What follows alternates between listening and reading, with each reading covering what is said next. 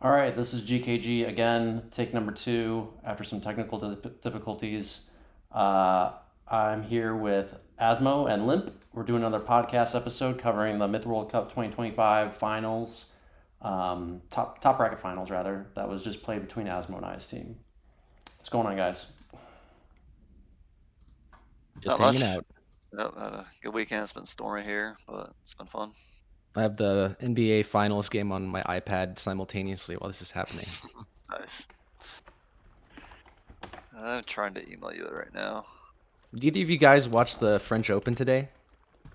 No. Is that tennis? Yeah, it was like the second longest match in history for a Grand Slam. It was fucking awesome. How long was that? I remember the longest was like Andy Murray, and I forget who he played against, but that was like 6 hours or something. This was 5.5 hours, Jeez, approximately. that's so long. Yeah.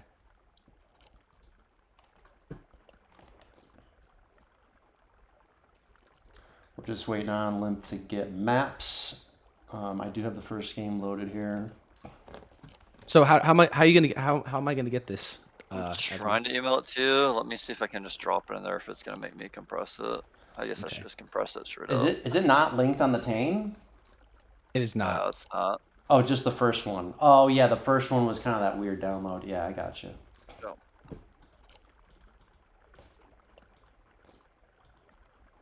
Yeah, I'll just compress it to be safe. Okay.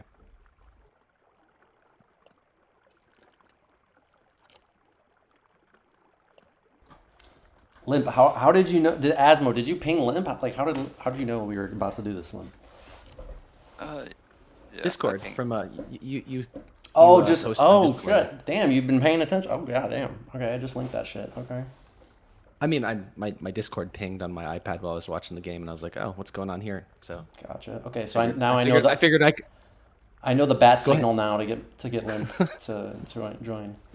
I mean, I was just so happened to be on my iPad, so I guess we lucked out. But I figured it'd be nice to have a neutral party, Yeah, and since both you guys are on each opposing team, it'd be a nice combo of someone who didn't play, and then someone from each team is always a good combo. for sure. I'm trying to find your email. I have so much freaking emails in here. Myth 2 Inferno. I'll just search it. Okay. It's funny when we were talking about like EI the other week. I can't believe I neglected to mention Foes, who's like still around. Mm-hmm. Yeah, I I think he's recognize the the guy who name. actually. I think he's the guy who actually like might have made the order or was like the original captain, something like that. Interesting. Yeah. Yeah, he still sports the tag usually. And it's like that is his team name, I think. I didn't know he was that old school of a player. Damn. Yeah. Yeah. He was gone for like a very long time though. I'd say like damn near 20 years.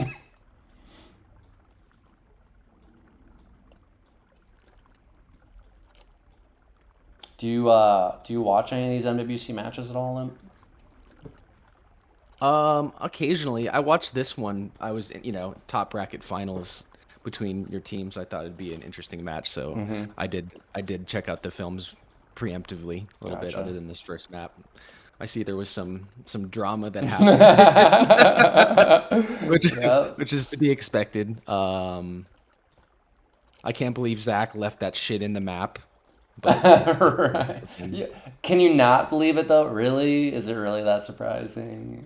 I mean, it's completely on brand here. It's on brand. Yeah. It's Yeah. totally on brand. I mean, that was a map that I worked on him with like converting, but Zach had like a very strict rules with like working with him where like he would just have to like get one for him on every mesh that was something weird. So there it is. I sent it left. It should have Okay. went through. So seemed Yeah. like it went fine. I see. Yeah. So my story on the freaking deer thing is, I do remember something like a very long time ago about exploding deer. Honestly, I need to test the maps more because I did strat for the maps or whatever, but I didn't run around the whole map, so it doesn't show you the deer on the map until you're in sight. And so Ah, in my mind, I thought it got hot fixed. I feel like that was the conversation that happened back then. Apparently, it's something made up in my mind. I didn't see the deer one, look at the strat, because I literally didn't run units the whole around the whole map and actually look at every place, you know. And so I yeah. was like, oh, it's not an issue anymore. And then then we run into the deer pack, and then it explodes, and he dies. So that's sort of how it happened from my end. I Well, don't think I was the one that found it. I think it was either LSO or Kirk. The three of us kind of went over stuff, and I think it was like the second time I looked at stuff with them that one of them mentioned it, and then I remembered it. Yeah. Yeah, you always got to be on the lookout for any of Zach's maps. Even though I was a part of converting a bunch of them, there's still like a lot of strange things in some of those. Like that one map, I don't know how you say it, Irie. Mm-hmm. Yep. That map like fails to load like half the time you start it. Sure. Yep. It sucks because it's a good map too. I honestly did not think anything would come of that deer situation. Like, I just thought it was like a very like unlikely. Even if you didn't know about it, I thought it'd be like pretty unlikely that like somebody would go up there. It was like the most deer explosion situation that could have happened. Literally took out his whole force, like instantly. It was pretty funny. That's why we did it. It was just like, you know what? It's just gonna be too funny to like not just do it. You know, like it's just too fair. funny. Fair. Well, it sounds like you guys were. Oh, it's this fucking map. God damn it! I hate this map. Why did you pick this map, dude? This Okay. map is boring as fuck. All right, let's. Yeah, so, I mean, I'm going through the PT now. Oh, so LSO, like, let's take turns. You can go first. Explain what your trading strat was kind of for. Sure. So this has been played in 2018 Mythical Cup before in later rounds. So I sort of looked at that and called the exact same thing, but it's obviously a archer heavy map because the map is so small. So you can't really just run away from archers here. So we're gonna send our full force mid initially just to try to get our archers set up in the open space, you know, so we're not stuck back in all those water holes. But that was just to like scare you guys back and hopefully get our archers set up, and then we're gonna break off with our Bree, a small gold pack that had 2 big pus, a bottle, and like some small pus to the west, and then a bleed pack, which was me. And then we were gonna have a second bleed pack break off to the east after we get that mid set up, so that you guys couldn't just flank us east and put pressure on that side. We wanted to get space for our archers so they could just focus on fighting, not have to worry about getting flanks. But yeah, the west side didn't work out. I mean, I can't get mad at anything I think I got mad at like after the game, but I was more mad at myself. Just like the goals couldn't cross that west water that you see. When I look at it with my eyes right now, I think there's no way they can't cross it. I didn't even think to test it out. And so we go there, we get stuck, we can't get our plus across, and so it's like the most pointless west push ever. And it's like, and on top of that, I don't know if you guys knew, but Gekko, something must have been happening in the background on his computer because he was in game for a little bit, but like the very second the game started, he couldn't play. He was getting like massive lag spikes. I guess there's probably some antivirus or something going on in the background of his computer. So he was on Bree. I was handed to Homer. We were scrambling like it was a disaster from the get-go. That only happened for him for game one? Yeah, to game one, I guess he restarted his computer. It wasn't an issue after. I was definitely worried about it happening again after game one, but You guys probably could have used a restart then if you really needed it.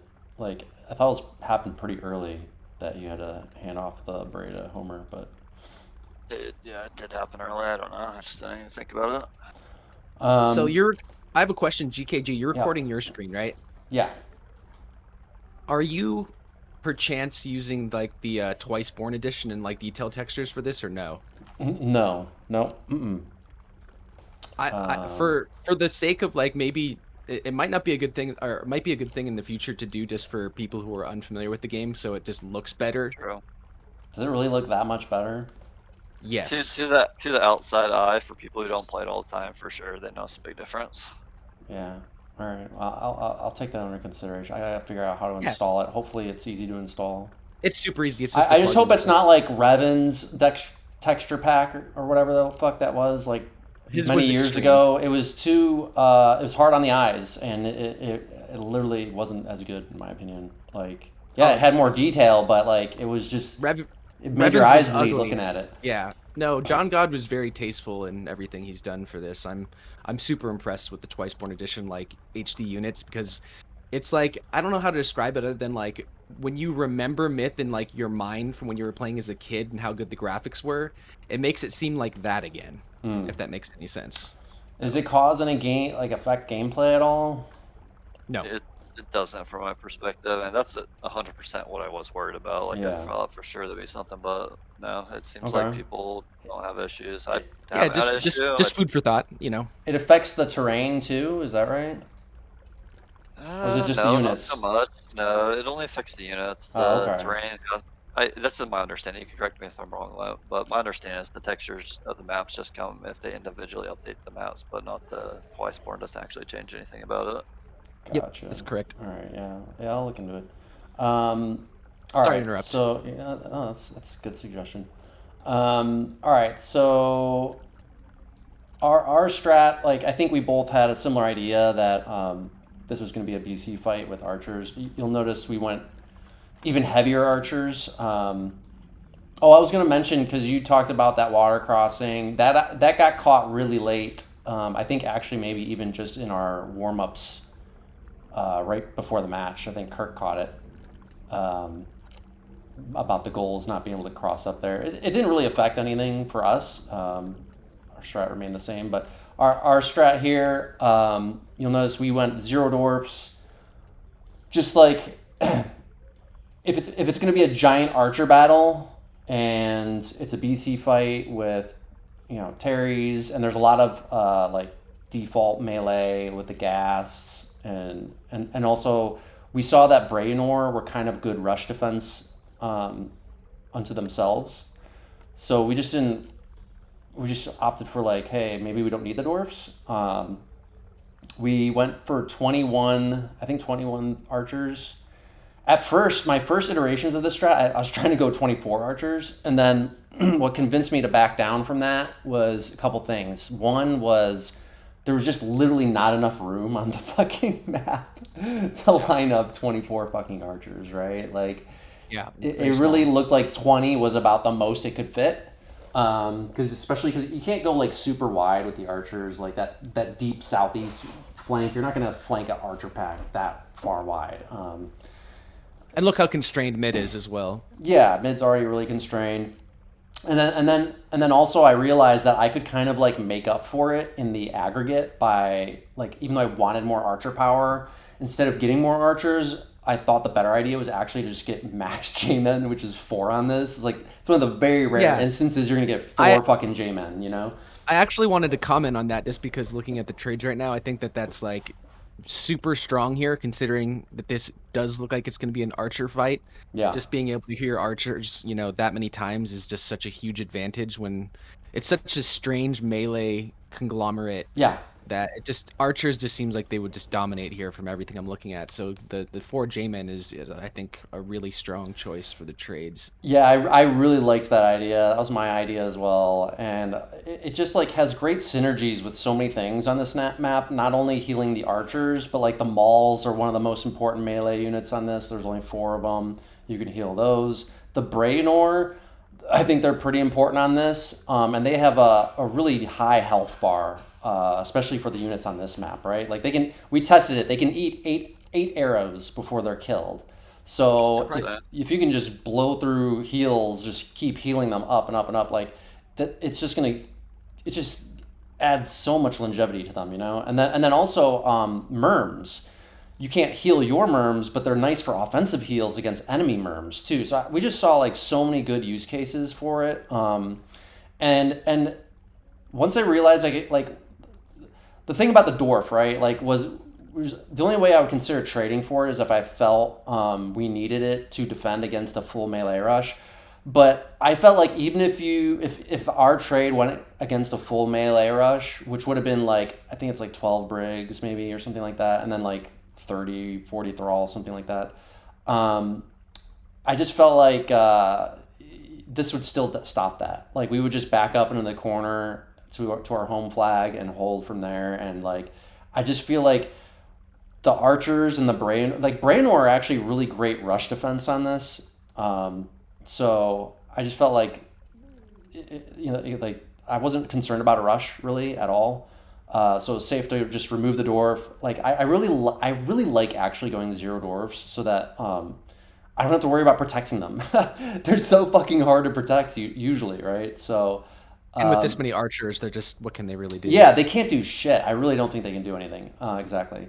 So there was that, and our general idea here is to this is like a traditional lineup and BC fight pattern. It's territories. It's a small map, so that heavily favors BC fights, especially with archers on a small map. The reason that benefits archers is because you can't really surround them very easily. A lot of people don't really understand like the dynamics of how what makes an archer squad strong and what compromises it, right? Like, as long as you can't as long as the archers can fight what's ahead of it, it's a lot harder to rush. If you can't get a surround on them, it's a lot harder to rush the archers. So also I like gas. I think gas are fantastic rush defense on this too. You mix them in with the thrall and your other melee, and they're going to start pussing stuff in the middle of a melee fight. Really, really hard to pull off a rush. Like the gas are great. They're much better defensive than they are offensive, right? It's such low health bar. You just pick them apart with the archers offensively if you try to rush in with them, but defensively they're great against melee. So. And there's so many bottlenecks on the map that a rush looks like it would just be very difficult to pull off. Exactly.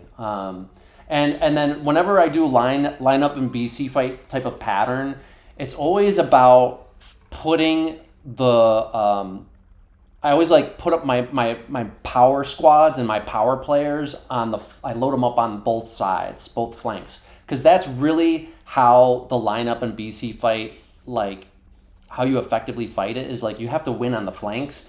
We were telling my middle guys on this, like, hey, your job is basically just to stay alive and hold. You don't try to be a hero in the middle, trying to like pull off some crazy. You're not trying to be like super aggressive in the middle, right? Like the aggression has to be on the sides, and if you can compromise the side of the archer line, that's how you win archer fights. Like it's almost never. This is the huge difference between like early years myth and modern myth, right? Like early years myth, it was always like, oh, we're gonna just like. It almost reminds me of like the Civil War, the way they fight in the Civil War, where it's like both sides line up and like just shoot volleys at each other, and like they just like blast each other, and eventually one side wears down the other side, right? Like nowadays it's more like guerrilla warfare, where like you don't really win the archer fight typically so much from like just straight on head to head archer fighting. It's more of harassment and just overwhelming pressure on the side of the archer lines, and that will force that archer line to collapse. And once you've compromised the edge of the archer line, it's like a domino effect. Like it's gonna just force the whole middle line to start backing up, or they're gonna get pinched and killed off too, right? So yes, I think a part of that as well is that archers have just fallen so hard out of the meta generally that they don't factor into many maps very heavily in the same way where you would normally see like max archers a lot of the time. I mean, this map is a rarity, very rare, yeah. Total rarity. But in most maps, melee dominates so heavily that you maybe see 5-6 archers total, and they're more of like a auxiliary unit at this point. They aren't like leading the charge like it used to be. So it's changed so much. Yeah, I would say like 12 to 15 archers is I wouldn't workable. It's not super common, but like that it's not uncommon either, right? And like that's usually the most archers you would see is like 12 to 15 range. This is, and the difference is normally now the players that are going to get those archers oftentimes are some of the weaker players, usually, when in the older times it usually was your strongest players would be on your archers. Yeah, that's true. Yeah, that's a good point. Yeah, you would put your power players on, and now you in that kind of setup you would normally have your best players on the melee packs, because they need to be. It's a lot harder. I would say there's a lot more decision making going into the melee fighting. They got to be responsible for getting their positioning right and knowing how to harass and things like the melee. I always also like to set up. I usually like to pair one archer guy with one melee guy. Like a lot of times in the early years,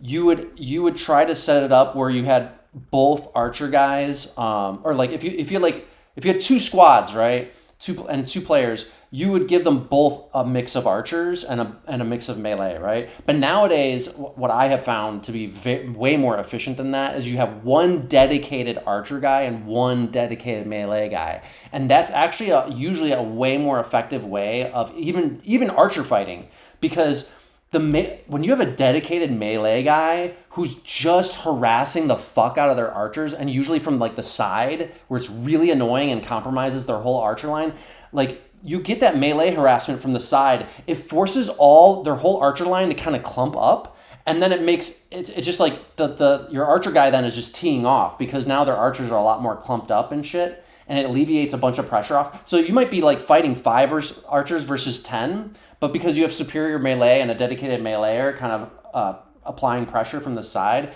like you can still win that archer fight actually, you know what I mean? Yes, it's also interesting too, thinking about this, because at once upon a time it was common to have it split that way, like in a very old version of Myth, like I'm talking like 2000s, 99 and so forth. But Sure, Civil started to kind of create those squads at some point, and the team that really sort of thrust those into like the mainstream of like tournament play was Men of Rohan. They were like the squad pioneers, if you will. Yeah. And it seems like everyone started following that after the fact, maybe to their detriment, because Right. squads became so weak over time just because you could just so quickly roll over one with the rush. So Yeah, you're right. it's You're right. interesting Men that of it's split. Rohan on late maps in particular, they were big into that, and then NP kind of followed suit, right on their heels, pretty much at the same time, or at the same time.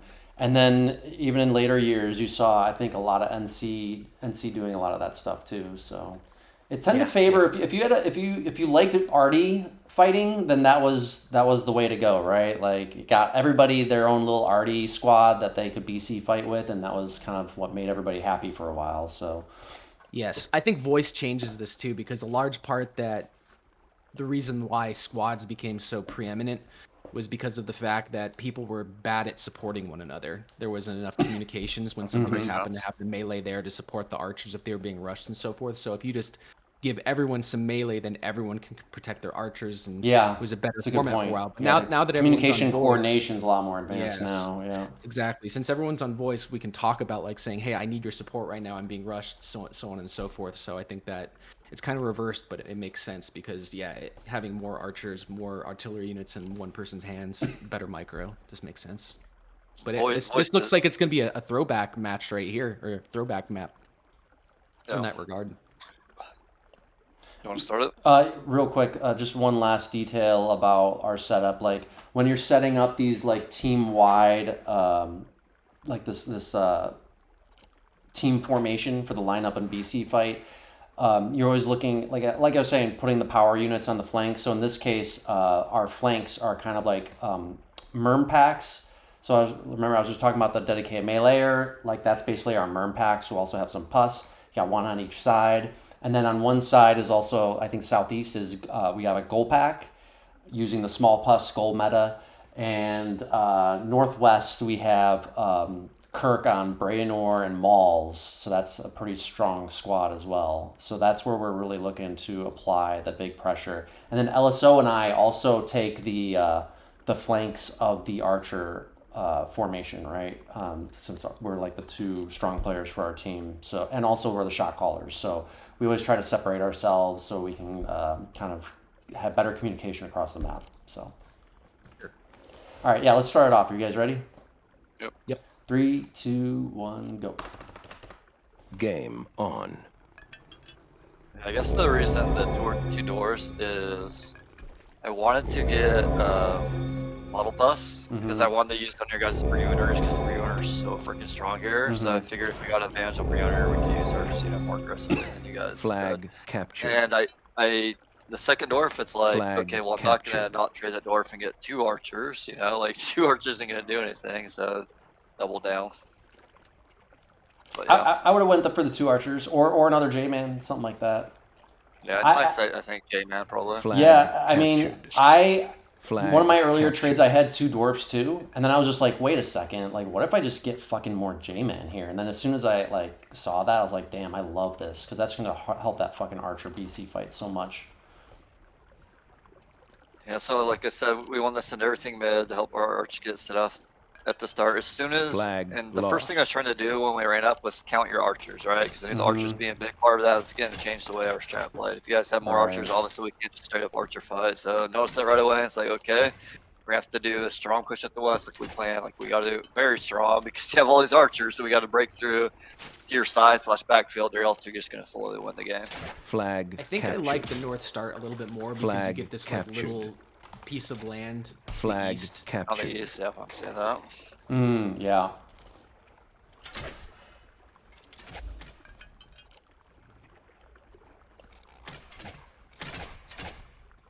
Yeah, so you see me shifting the west to my lead pack, and the call has already come in. We're gonna push those three. We're gonna try to plus them, ball plus them, push through there, and just run to the, try to wrap around your team, so you guys can't just straight up orchard fight us. Yeah, and I was calling it too. I saw Flag it. captured. And our goals are confused. and now we're panicking, like, what is going on right now? They just keep on going back and forth. Here's something I'm noticing right now as well.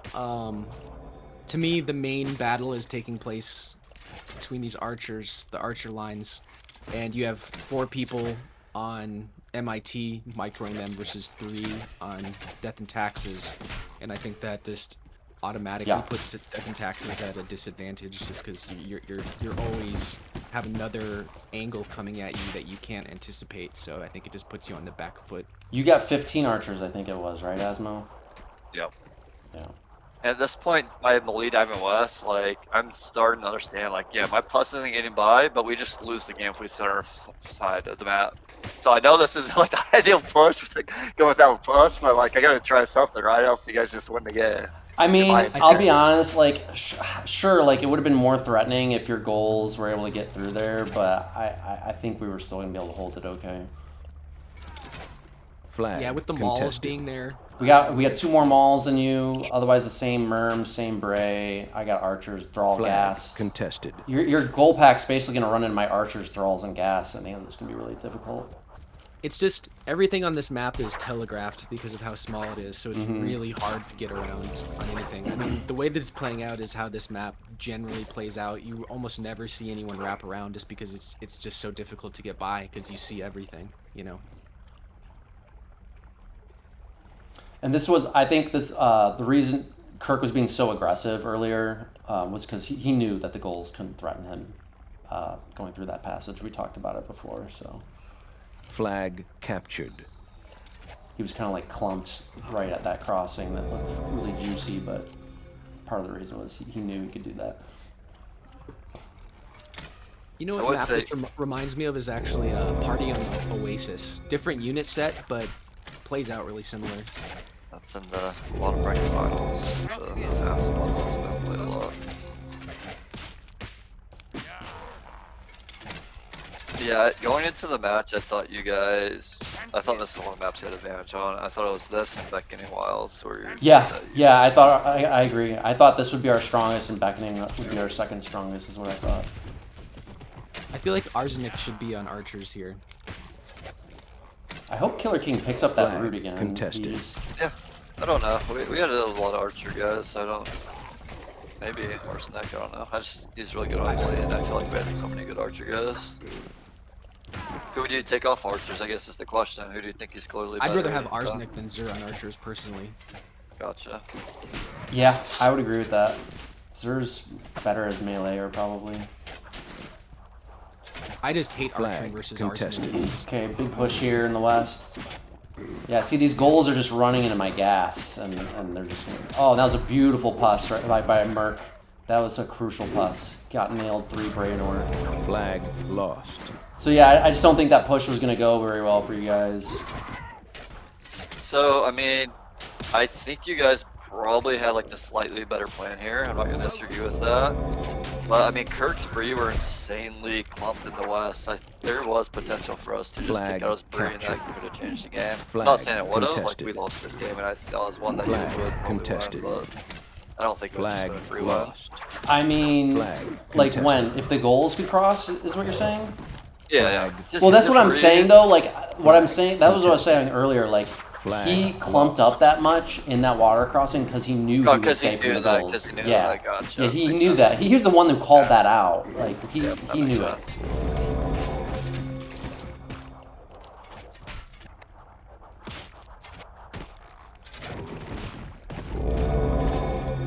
I mean, it's close percent-wise, but it's just like, inventable that you guys are gonna slowly keep on staggering that percent lead, having the archer lead without us being able to get in your backfield. Well, now we got a big Brainor lead. It's we have a pretty significant lead at this point. And like It's just Dantski's just getting kind of pressured heavily, like in two. He's almost like being 3v1 right now from like a partial surround. I felt bad because I kept on being like, you gotta hold off the west, and he's getting a freaking shot from middle too. Like I knew there's nothing to do. It's just like Dantski had the worst position I think by far this game. Definitely. But he had a very difficult task too. He had to fight on two fronts. He did it. I mean, he did good, honestly, for the position he was in. So. I mean, he's one of the deadliest archer players that has ever played the game. Yeah. Yeah, those gas make it really awkward because, like, even though you guys don't have any doors, like 5 minutes remaining. with the desperate situation we're in, like you think, okay, well, let's rush up mid since there's no doors, but like those gas sort of counter that. Yeah, that's why I love those gas for rush. I was just not worried about a rush, like the gas. I'm surprised that the percents are still so close. It seems like Flag contested lopsided right now with how it's looking. Flag captured. I think we lost a little bit of archers in the middle. Yeah, I think Killerking's down to 2 archers and Spoon's down to 3. So I think that's where we got killed a little bit. Yeah, I picked off of some of Myrk's melee on the west too. I'm just trying to wrap around more here. I mean, you guys have 4 Bree versus 1, like that's pretty massive at this point. Yeah. Like, those 4 Bree are eventually going to make a big percent difference. Honestly, if I were Kirk, I would freaking go to the east side where there's no archers and just push that lead back. I thought he did come over here later. Yeah, he's in the middle now, but I think he shifts over again. Yeah, we chose to put Kirk on the Brainor because he's great at aggression. Like he loves to be aggressive. So and we wanted the Bray to be pretty aggressive here. So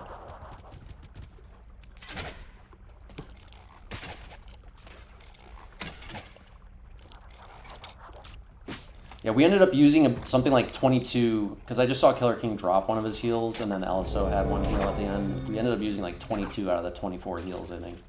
Pretty freaking effective.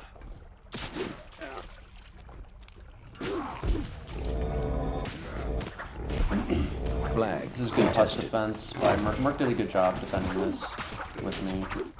Flag. We ended up getting kind of taken out, but they did good damage. My archers stay alive for the most part. I'm liking seeing journeymen like creep back into the meta more and more for strictly for their heals. Flag kind of contested. Yeah.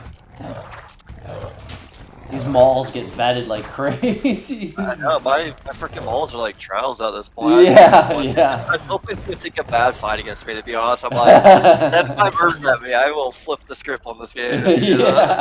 I love maps that feature Maul as the main melee unit where they're actually strong. Yeah, I because agree. Mauls are always just like an auxiliary melee unit where they're just like paired with like Trow and yeah, they're so used to being the weak melee. They're almost like the Thrall of Tro maps, right? Exactly. But if they're So on it's anything really cool. but Trow, they're really strong.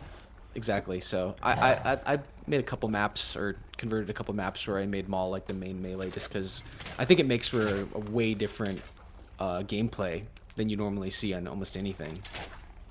Yeah, I think ours on the melee on that east side was a bit of a miss there, Asmo. I mean, he wasn't involved in the game, right? Yeah, I mean he stayed alive. He's good at that, but he it's hard to put him in a melee aggressive role like that.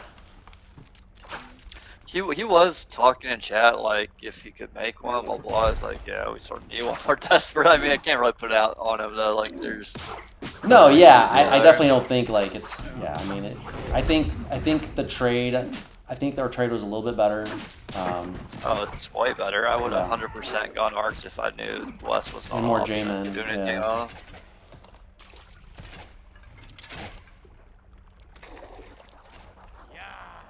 I'm not even. The dwarves are still alive. Yeah, they have The dwarves still up. They'll stay alive, but you know they're not gonna throw at anything and do anything either. So 1 minute remaining. Stand clear.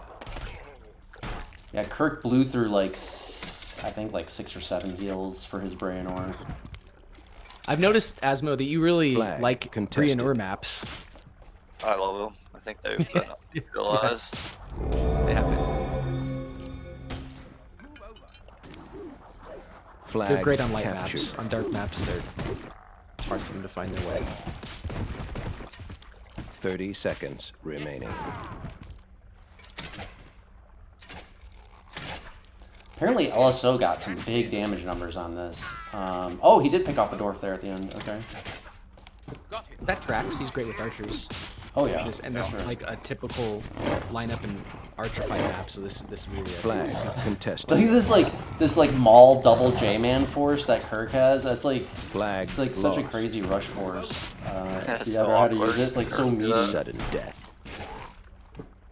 Game over. No, I definitely love having Mauls as like a feature mill unit. I wish there were more maps that you could have those options. You know that Borogrove map that I converted? There's Yeah. a mesh on there where Mauls are the main melee unit. That one's pretty cool. Gotcha. Yeah, Dantski did great. Like all things considering, he was Oh, the yeah. toughest position. Yeah, He for got sure. good damage. I mean, not a shocker. He's great on archers. Zer did pretty good Zer. too, I thought.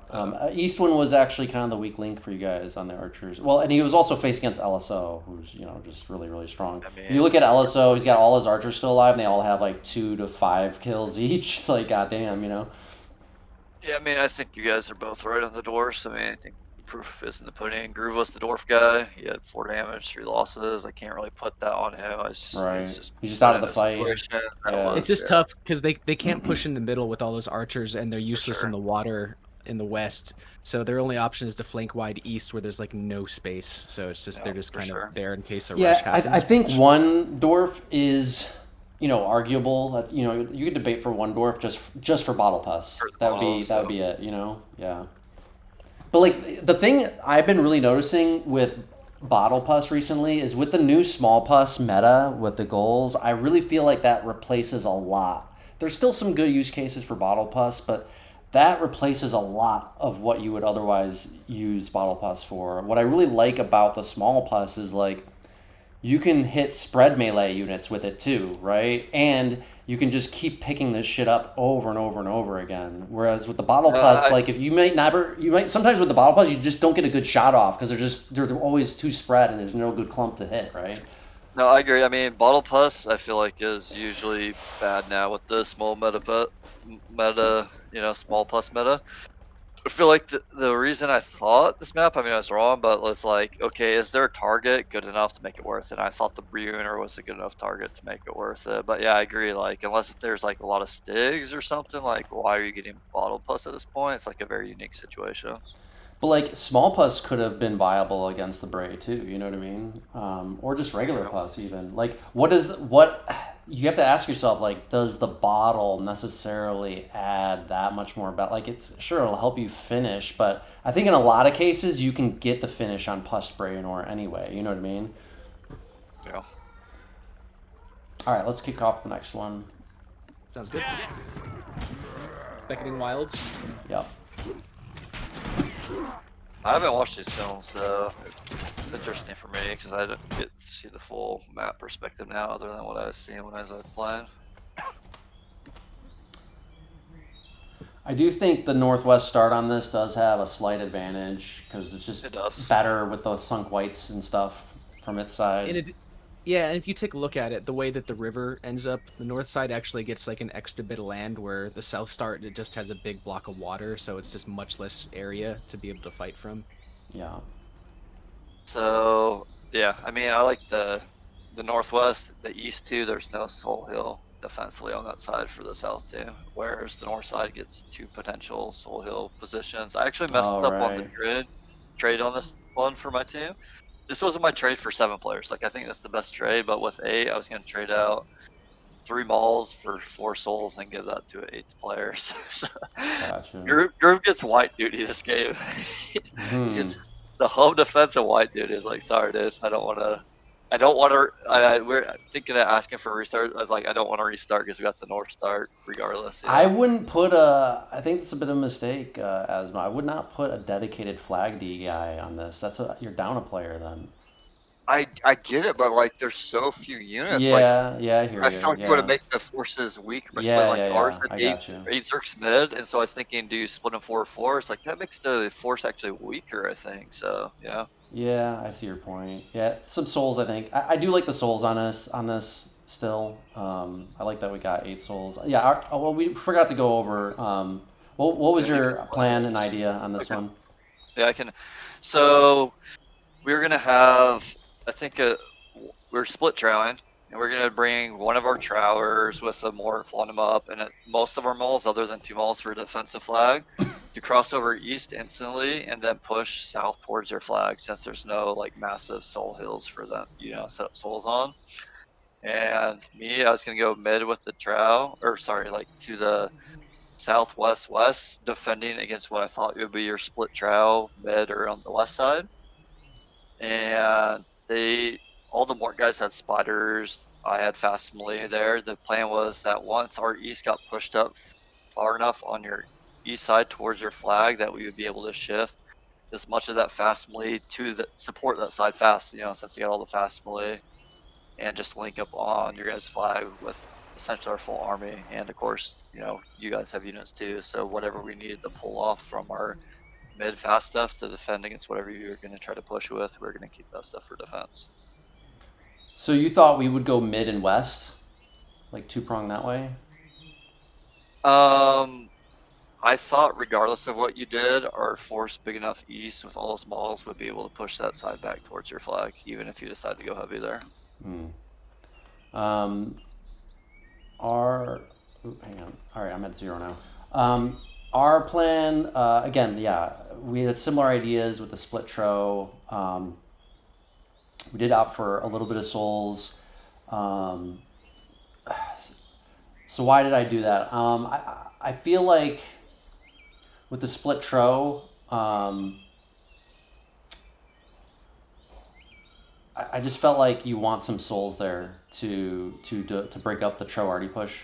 And I thought they were slightly effective. Like it forced your tro to kind of get zoned out a little bit, which ended up giving room to our tro to push up more into your arty. And you'll see that, I think, kind of have a bit of an effect on the north side when we start it. But our general plan here was to like not try to BC fight you. Like we're doing our split 2-prong, pretty even split. I think we did have a Zerk pack in the west too to try and apply some more pressure. But our general idea here was to like make this basically a wrestling match to try and pin you to your flag. We're not necessarily trying to BC fight anything. We just figure like, granted, going against you, you're like I expect you to get a trade similar to what you have, so it's not. It makes it difficult to wrestle against a very heavy melee trade like you have. But if you were fighting, especially against a lot of other teams that are going to go much heavier arty on this, that's definitely how I would play it, and why I think this type of trade, your trade would work too, just pretty fine too in that scenario where you're not trying to like BC fight their arty. You're literally just playing for position. And what ends up happening is like they can't cover all 3 sides. You know what I mean? They're always going to leave one side open. And once you just got to find which side is kind of the door for you to walk through. And once one of their sides leaks, it's gonna force their whole team to back up, right? And then that's how you get pinned to your flag, right? And then at that point you can just run the timer out and have a guaranteed winner tie at the end. That's the idea we're looking for here. Not necessarily trying to BC fight anything. So What I see, from my perspective, I like both trades. I think both are viable. I like the soulless or just the actual like mid game, early game fight, but I like the heavy melee for the end game for pushing the opponent off the flag. So I think both have their advantages. It's just if Asmo can stay alive to get close enough to your flag, I think that is beneficial for them. And if you guys can really get an advantage early on with the soulless, then I think that's how it helps your team. The souls just kind of create problems for the other thrower, right? Like they end up getting kind of zoned and they're not able to move as freely, essentially, right? Yeah. So I think I still like them in this case. It breaks up the Tro Arty push. which is always important to It forces the enemy Trow into a trickier situation constantly because you're Yeah. always avoiding more things. Yeah. So I just feel like as long as the souls, you just kind of have to gauge, like, how confident are you that the souls are going to get enough enemy tro health to justify their cost? And in this case, I think it's pretty likely. So that's why we went for them. I thought there was something else I was going to say, but I forgot. So I think that's it. Ready to start it? Yep. Yes. All right, 3, 2, 1, go. Game on. And I will say your goal with the souls of making it tough on our Trow was effective. We had to make a major adjustment in game to like make a way for us to get an offensive push, which all wait until it actually happens. So I'm not just like giving the game away. Yeah, it's Kirk, Spoon, and I in the north, and LSO, Paris, and Killerking middle. Funk is got the lone Zerk flank in the west. Oh, Myrk's got a Zerk flank in the north with us too, actually. Yeah, surprised you guys had souls on 2 fronts. I was expecting 100% to have on 1 front, but I wasn't expecting 2 fronts. Yeah, and in this case, I normally like to have 5 souls, but in this case, it's like just so tight. I knew that we had to just we had to live with 4 on each side. Oh, the thing I was going to say is I really told my soul guys and Mort guys, like, hey, do not arty fight them. This is not about arty fighting against their arty. And it was really just crucial that they stay alive. And you're going to see definitely some mistakes made in that regard here later. Yeah, so when I noticed the souls on both fronts, I'm like, okay, how are we going to push into this? And so right here, I start making an adjustment. You see I hand off Zerks to Homer, because it's like, okay, this wasn't the plan, but our push front in this game is actually going to have to be that west side. So I give him Myrk right now, and I think there. I think I might even give him more Zerks later, but that is like, okay, have to get creative with breaking through and making an offense based on what you guys said. That's sort of where we decided to do it. You end up getting a good couple whites sunk in there. Was there communication on your team's end? They're saying like, "Oh, we see those whites." Yeah, we saw the whites. I think I heard Paris got whited later. Yeah, massive whiting. I didn't see it. Yeah, I should look at it. One right here. He kills that one, but then there's another one. Yeah. So I thought like, okay, you guys aren't getting whited. You clearly know based on that shot. Yeah. Yeah. I don't know why. I don't know why they. Yeah, it shouldn't have never happened.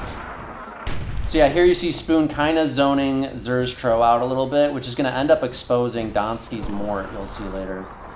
Yeah. I'm trying to set up a little bit of a Tro Mort push with Kirk on those malls. Here it comes.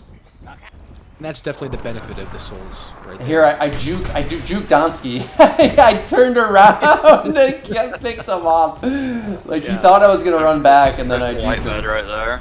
Yeah, I missed that white. What did it kill? The Mort and some spiders? Killed the Mort, spiders. I think it did damage 2 souls too. Yeah, that's it made 2 souls red maybe. Yeah.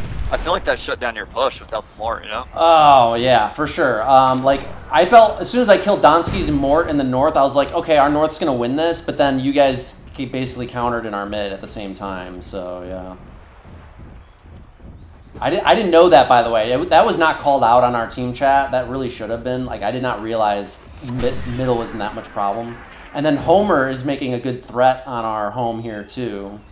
I really hate Killerking's positioning here. He's always like facing off against a mortar, which is not proper use of souls. He should be laser focused on Tro. Like the Tro, Asmo, your Tro went north. He should have been following your Tro up there. Maybe not into the deep water necessarily, but. Oh, the souls, okay, yeah. Yeah, with his souls. Here he gets 2 souls picked off by 1. Look, he's pinched between 2 Morts. Like all his souls get killed trying to BC fight 2 Morts. So that's a huge mistake. Improper use of souls. He's in no man's land. He's not even near any of his teammates. Souls have to shadow Tro. Only worry about defending Tro. That's their only job. Now here, LSO, I do remember him calling for a rush to pinch this middle. I thought everything was good at this time. We're going to see this is where it all goes bad for us. It is, yes. I think you guys have the game. This is a super rare instance of LSO suiciding a Tro like really badly. So here it comes. His Tro is already in a bad position. You can see it's trapped by his own balls. Like that was like already you could see it was in a bad position. Oh man, it's like 3 Zerks and 4 spiders kill the whole Tro. It's like crazy. So yeah, I mean, just to give tips to everybody. I mean, Ellis already knows this. It was just that was a really just whatever. It's just like sometimes you make really stupid mistakes. Ellis is normally a really good Troer, but in this case, like the Tro always should fight behind the meat of your melee, right? You always want, ideally, all of your melee to absorb all the damage while the Tro is kicking the whole time. So the Tro should be the last to take any damage. So yeah, we're screwed at this time. At this point, we're just scrambling to try to, do something. This northwest though, with this fucking water with those whites, super annoying. That was way more effective Flag than I thought it would be.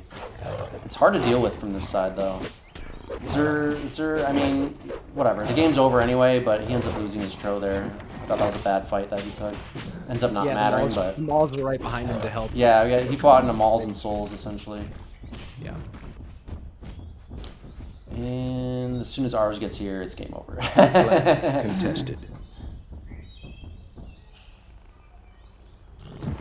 Yes, that it would seem that losing that Shroud mid probably swung the game. Oh, big time. We've all done Flag. it though. Yeah. I do think had he not screwed that up, like him and Funk, their pinch I think would have been fine. I think it would have been successful killing Homer.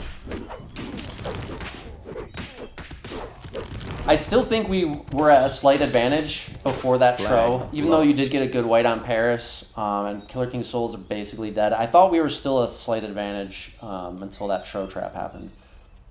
Wow, Homer with 60 damage. Yeah, because he got the Tro. See that white? He got the full Tro kill on LSO. He also killed some other shit, obviously, too. He did really good, so. Yeah. I was happy with my performance on this one, too. We were going to win that damn North, just, our middle collapsed, so. All right. Team eliminated. Game over. Well, are we doing both next ones? Yeah, we'll do both. We'll see the controversy. We can speed ahead to it, but we can throw it up there. There's a little adds a little spiciness to the match. It's too funny to ignore, I think. I don't think I can release my team's voice for this match. Might have got heated up at this moment. Oh my god. Yeah, things got heated, for sure. It was the most me, for sure. I mean, me and Sarah, but me, number one. Okay, let me find it. Where's it at? Sleepy Hollow.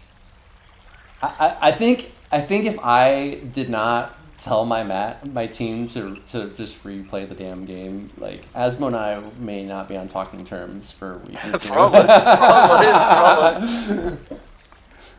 So I get it both directions. I think I'd be fine with it being replayed because it's like not really in the spirit of the game. It's not in the spirit of the game. Of course. Like I'm not satisfied taking a fucking win like that, so I'm not gonna just walk on that. You know what I mean? So yeah, it's very like hacky, very hacksaw, if you will. We're here to get good games, not fucking play bullshit games like that. So yeah, I'm ready when you guys are.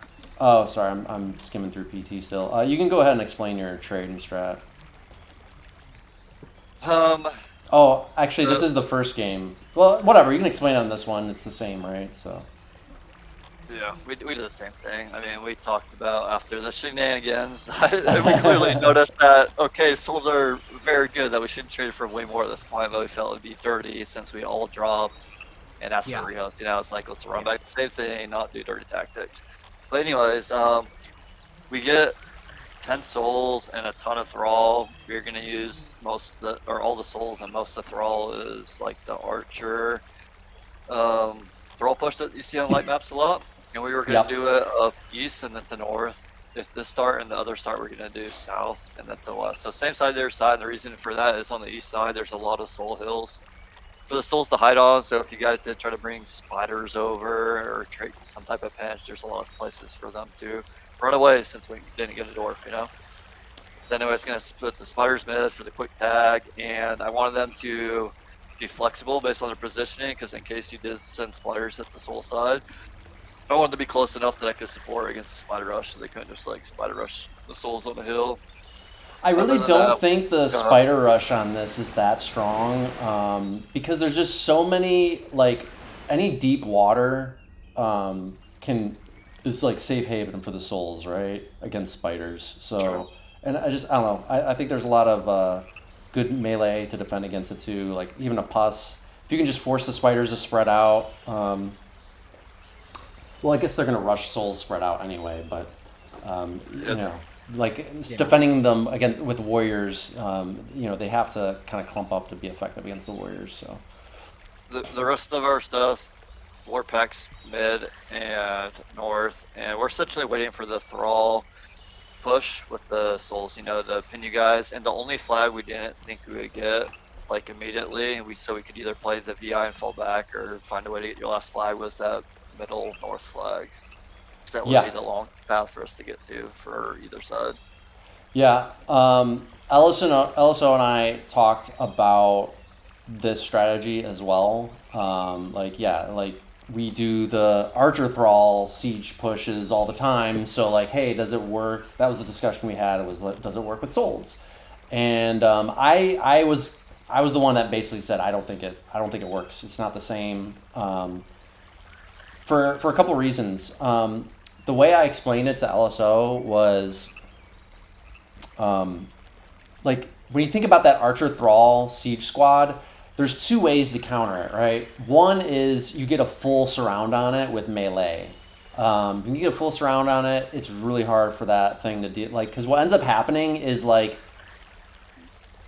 a smart way of executing with the melee anyway is to actually ignore the thrall as much as possible. If the thrall get out of like formation and they're easy to pick off, you know, anything that's like kind of straggler too much, the thrall are too spread out or whatever, then yeah, you can pick them off. But what's often you can do is literally, if you get a full surround on it and you're rushing with melee, you can usually like pick off the fucking archers and like without taking too much damage from the thrall. You know what I mean? Like it's just hard for the thrall to get like fully surround and protect the fucking archers and door from all angles. So from fast melee. So fast melee, like Warriors and Gold pack, you know, oftentimes they can just go in there and like pick off the fucking archers, and then you're just left with a bunch of thrall, and like there's just the thrall can't do shit because they don't have any fucking arty with them to defend anymore, right? And I would say this was the strat I was least confident throughout the 5S, because I mean, yeah, there's this awkward thrall soul push. I don't know all the dynamics of it. It's like, there's not a normal gold pack. Yeah. There's no normal dwarf. It's like, do I know it's gonna work? No, I don't. Like, it might, but I was the least confident in the strat of the 5S for sure. Yeah. So that was the first way of countering it. Now I didn't think that was the way to counter it here necessarily. That wasn't like the primary counter I saw. I thought this map actually makes it kind of hard to achieve like full surrounds on a wide flank, just with the terrain. But the second counter to it is if you imagine like, that the Archer Thrall Siege Force doesn't have the gold pack. Just if you take the gold pack out of it, like this is literally why you have to have the gold pack with it. If that's Archer's Thrall Siege Force runs into just way more archers, like double the archers, like it can't fucking do anything against that. You know what I mean? Even if those archers have like almost no melee defending them, like those double archers are just gonna overwhelm the Siege Force's archers and then wear down all the thrall.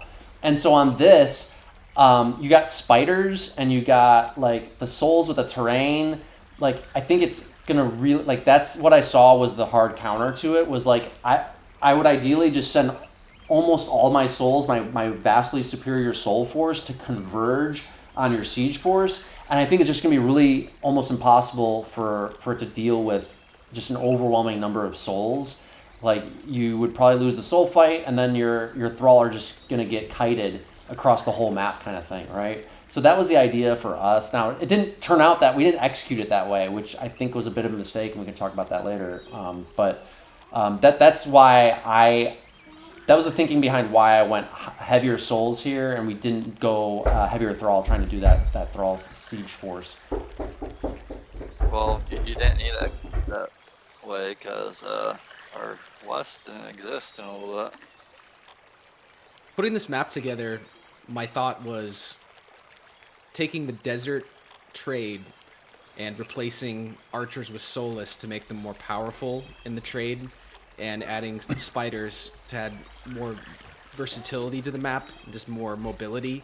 Because usually dark units are just so strong when you drop them into a light unit set, and that is definitely the case here. The soulless are just so strong on this map, and the terrain is just so perfect for them. There's so much water, there's so many hills, there's so many bottlenecks that they can just really just run away from anything pretty easily. And I totally agree with that. I like a lot of soulless here. That's something that That's what I was telling my team too. Is like the souls are so strong here because there's so many different places to hide. Like if they need to hide from anything but the spiders, like they just go on any soul hill, and there's tons of soul hills.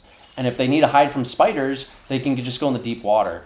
And you'll see an example of this later. But something I noticed was sometimes you might think like, oh, you can sink the thrall to push the souls out of the deep water.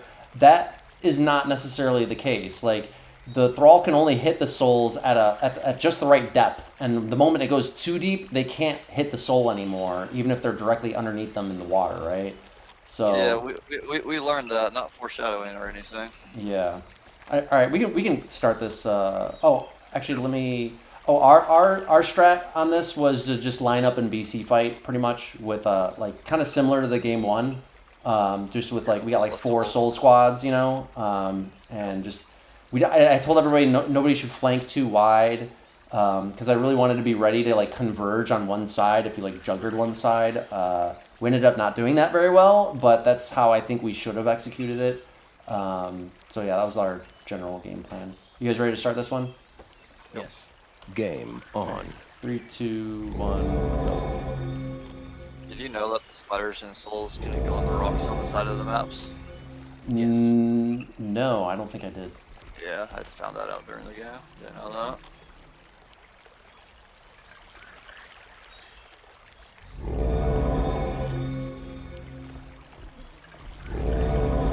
Since the rocks encircled the entire map, it seemed like it made them too strong. Yeah. Flag I like this map captured. though. The terrain is like very different. Flag Cool. captured. Yeah, this is one of my favorite looking maps. Flag captured. You'll see that Flag I captured. called it out too once I saw that you were doing the Soul Thrall Siege Force in the south. Flag I called captured. for our middle north flag to be the home flag D, which we successfully held on to in this game, but we did a terrible job of defending that in the next game that we'll see.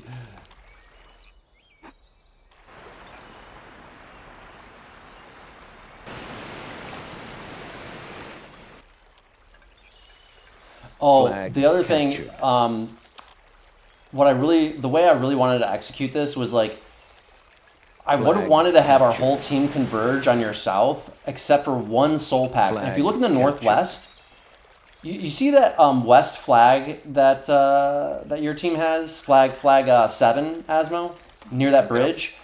Dude, souls can like go up to that water and on that soul hill and like just lay siege. Like even if you try to throw spiders up there to get them off of it, like they got that water right there too. You know what I mean? Like, and I just think one soul squad up there makes it impossible to defend that flag. And then I think they just keep following those hills and that water down to your home flag and all the way around the map. That's what I really wanted to see happen, right? No. That's true. The water makes it a really strong spot right there. I don't think our Solars did a great job in exploiting that. We won't see it in this game because this game will end early, but see it in the next one. You sort of wreck us right here because, like, I mean, we're understanding, like, what needs to happen, sorta. Like, we realize they have souls on all fronts right now. And, like, we're just going to slowly lose the game if we let you push us back everywhere. And you've already pushed us back everywhere, like, pretty far already, yeah? Yep. So it's like, Flag okay, we need to stick your captured. backfield somehow, but there's no good way. So we're going to have to make a desperate play somewhere. So that's where me and Sir make the play right here.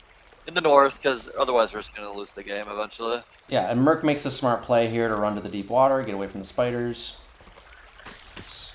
But yeah, deep water's noise. Like, oh, they're dead. Never mind.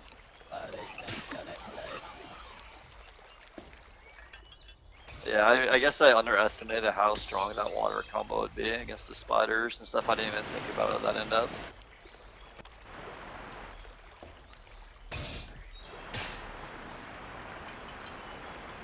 Never watched the South one. I just want to see how that goes. They were You guys are starting to holding push us up back into really us. well. You guys are holding us back really Yeah, well. I was More calling for totals. just a full retreat. See, I circled the north middle flag for us. I was telling everybody that's our home D now. This was a terrible puss by Spoon. Spoon just threw that puss. That was awful. Yeah, don't throw puss Flag at max captured. distance, just noob clicking. Especially versus the spiders. Yeah, it's just it doesn't work. You got to throw it Alright. closer and control Camera click. on the northwest. Yep, here we go. I'll slow. I'm gonna slow this down. I'm gonna get the 1/16 speed on this. I don't know. I think Zer knows about this with him clumping around all those deers right now. It's like he's trying to run to him. Shit. It's so good. Okay, so here we go. LSO's goal is throwing the pus. I actually wasn't sure if a single pus would be enough to ignite it, but I guess it is. The easy comment from Paris gave it away that you guys 100% knew about it and it wasn't intentional. Like it wasn't actually, you just turned the pus and it blew it up. No, it was definitely intentional. I think LSO even called it out, like, "Hey, should I do it?" And everybody was like, "Yes." It was just too funny to pass up. So it's not like I wasn't expecting us to just like take that as the win, but you know, it was just gonna be too funny. So almost about to ignite.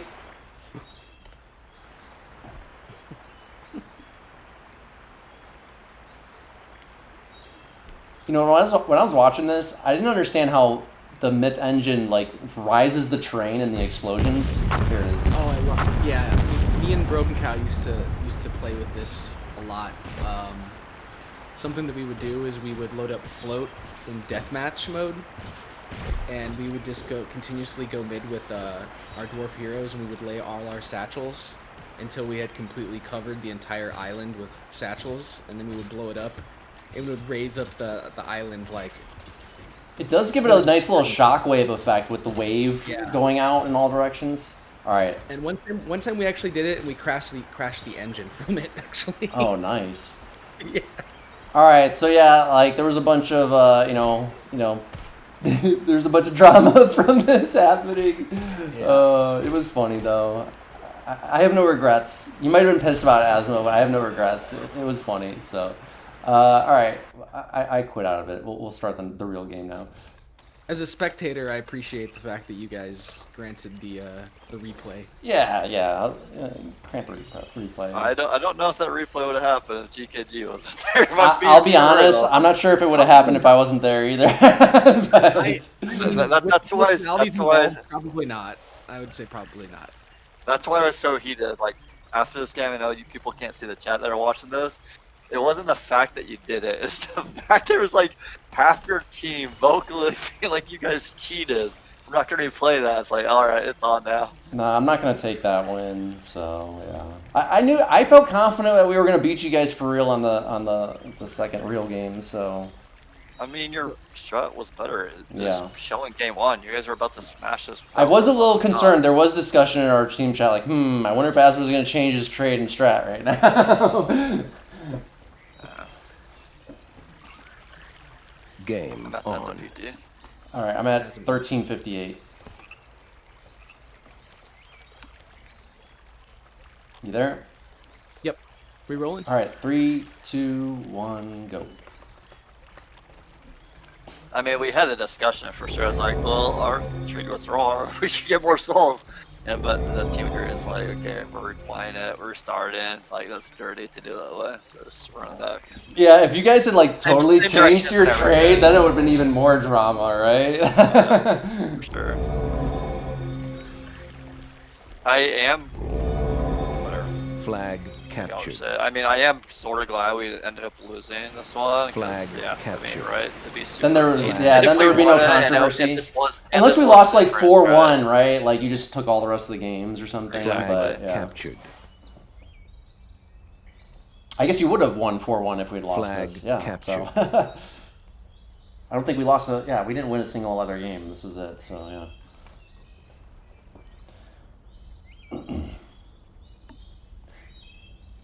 Yeah, so I really would have liked to have seen like Myrk just take a beeline to flag 7 on your west, and like everybody else Flag just basically captured. converge into Flag the middle and captured. south to defend. Here we go. You're gonna see Gekko's Warpack just like totally run straight up the freaking middle and take our freaking north mid flag, and I was just Can you like give it- shocked that it happened. Can you give me a time real Flag quick? captured. I think I messed up. 12:39, 38, 37, 36. Okay. Flag. You good now? Yeah, I mean, yeah, I'm good. I mean, yeah, from the first game, like, we can't just let you push us. We're to our flag. We just lose the game. So it's like people need to look to break through. Yeah, you guys So definitely that executed was it slightly Gekko's better investment. this time. Yeah. I mean, we still went to our initial direction, so we didn't want to like cheat him, like change up things drastically. But obviously, we're not gonna do the exact same. Every Look at this. click, you know? Gekko is just going straight up the middle, right in between like 4 or 5 fucking players. Like it kills me to see it, man. You know what I mean? Like, goddamn, Yeah, like why didn't they just like converge on him and pick him off right there? It's fairly egregious. I mean, when Gekko did it, I rushed the souls because I wanted to pull. them Yeah, off. you had to. Actually, with Yeah, that you flag. saved him, dude, for sure. And then Paris had to pull to defend Killerking. Yeah, definitely. I really don't like how our team let that leak through like that. I think you guys started to push a little bit too fast. or Yeah, what was LSO kind of ignored it. Everybody just kind of ignored it. I don't understand. He just kind of got like ran straight up there and nobody called it out or whatever. I mean, it was called out. I do remember LSO and Paris having a discussion, but I think Paris made the right move to save Killerking. I do think that was the right decision on his part. Killerking arguably slightly out of position. Like, I don't know, somebody should have been in between Gekko and the fucking bridge there, you know? Like, nobody I was think there. if Paris didn't save Killer Thing, I think you guys might lose this game. We might have lost this game, yeah, because his Our soul Thrall squad eventually is gonna kind of get- important or- later. Yeah, the Thrall souls are eventually going to get too, since it's so close, you know? Yeah. Flag And like, if you look at it, if Paris didn't go back and save it, my Flag spiders would have captured. all been able to Yeah. just break off and get flag Victory 3 and imminent. game over. Yeah, no, I think Paris made the right call there. Just Killerking and Paris both should have been shifted already to stand in between Gekko and the flag, you know? So I was a little disappointed you guys got you guys shouldn't have gotten victory imminent that fast. Like, Gekko getting that north flag gave you guys victory imminent. We really should have been able to get victory imminent first. Myrk's only just now getting to flag 7. I think he could have gotten there a lot faster. But that's partially my mistake. I should have given better instructions to the team about that. But like, So I don't we know why are- Funk isn't sieging flag 9 right now. Like, he should just get on top of that water in Soul Hill and start laying siege to that flag. Yeah, so we were aware of our win conditions right here. We realized that our soul Thrall pack in the east didn't even need to push anymore Flag captured. if we could deal with the souls at our home. Victory imminent. I don't think you guys could. Well, you could because Funk is out of position, I guess. If he had just stayed on that freaking deep water or Soul Hill by flag 9 in the south, he would have been fine. He ends up getting surrounded and picked off here. This was really bad play by Funk here. He should have been on top of that flag, laying siege to it. Basically, that's what Myrk ends up doing. Myrk's going to go there. He's- So Why is Funk- everyone trying to push my freaking spiders? Funk is totally surrounded, and he gets killed. You're going to see a pretty epic defense on our part on flag 3 in the northeast. Oh yeah? I need to see this. Oh, did you not see it? Yeah. So you got Yeah. Dantski and Groove. They're fighting a 4v2 right now. They can't really push this until you get some more reinforcement. You got Gekko kind of able to help reinforce it a little bit. I did see at this point because I saw Guru's Thrall running back and I was like, Now they're getting surrounded Maybe- a little bit. Paris is starting to come a little bit behind them. maybe it wasn't here. There was a point it's like, okay, we have Thrall there. We just need to push their flag as their souls are just throwing. I was surprised their Thrall didn't go in, but then after looking at the film, I was like, oh, okay, we did have more melee there, so they couldn't go in. Yeah, so you get your souls on the deep water or flag, and You can see, we realized the only way we can deal with it is pussing it. We've already thrown 2 big pus Yeah. at it, and a third's coming, and it does like 0 damage to him. The water's just too deep. Yep. Yeah, that's exactly what I wanted them to do, like, right away. They should have done that way There's earlier. the third one. No damage. I didn't realize how strong The that thrall water was. can't hit the souls in the deep water like that. Yeah, that's insane. Or the pus can't even hit him's the thing, though. I'm starting to beat Dantski in the soul fight here. And your thrall are starting to go in. I thought it was going to be... I thought we were in real trouble, honestly, in this defense. Looking at the film, we're not quite as bad. Look at this. My spiders end up picking Groove's entire soul squad with 3 spiders. Yeah. He's not paying attention. Sure. I mean, Kirk has 3 pus, though. You have a pus. Well, I also think that the way they put the thrall in was too clumped up. They didn't need to clump up their thrall like that. For sure, yeah.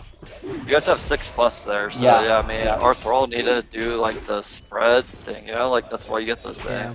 I think Spread pushes the flag, and once you get the flag, you can clump up more. Yeah, this is like actually one of the rare cases of like effective use of pus on clumped thrall. Like it's usually not that effective. True. That was a beautiful pus. I was calling Kirk. I was like, dude, beautiful pus. That last one he just threw there. I was like, damn. I think it would have been more effective if it had the thrall to spread and just pushed in like immediately before the defense got so set up. Yeah, possibly because Gekko might have gotten there just in the nick of time. Maybe, yeah. He was right on the edge. I think he would have been there. I think the thrall, yeah, maybe needed to just go right in right away. Yeah. Because the longer they dilly dally like that, the more soul damage they're going to take too, just innately. So yeah, I still think we executed this really sloppily. It was kind of a lot closer than I thought it should have been. Ideally, I think we should have had more, like literally could have just had one soul squad pick up all your guys' flags in the west, and everybody else could have just converged on middle and south. And ideally, we would have just, like your south siege force wouldn't have even been able to push that far. Like it should have just lost the soul fight or been unable to push into vastly superior soul force, right? And just kind of, we were trying to pin you guys, get you bogged down in that south and pin you there, but didn't Gekko picking up that north tag was just crucial. So GKG with a great game, 19-0. Yeah, 19-0. Yeah, that was one of my better games. Zur with a really rough game after having that restart anyway. So yeah, I didn't notice that. Yeah. What do you have, a war pack again or what? He did. Yeah, it looks like it was just kind of rough. Okay. Arzenic, Ethan, and Zur all combined for 3 damage. Yeah. Yeah, I think the strat was just massive there. That's definitely the one like I got outstratted. I think it was closer than it seemed though. I mean, as we were just talking about that last. We were nervous. Yeah, we were nervous. We thought we might have lost this game. Yeah. I didn't get a good look. Looking at the film now, it's not as close as I thought it was. But at the time, I really thought we were going to maybe lose our home flag there. It could have been a lot closer for sure. I think you guys probably still pulled it off just because of how many pus you had at your end flag. Like the melee looks close, but you guys had 6 pus up there. That's a ton. Yeah, that's true. Yeah. You guys. I don't think you guys had. Yeah, you had Gekko. Maybe you had 2 pus. Yeah. Yeah, that's true. Yeah. You're right. That was just too much pus to overcome there. Yeah. I almost wonder if your south needed to just kind of, like, one more squad from your south. Like, as soon as you killed Funk, I wonder if one of your war guys needed to just peel off and go take a beeline to our flag to reinforce that push, you know?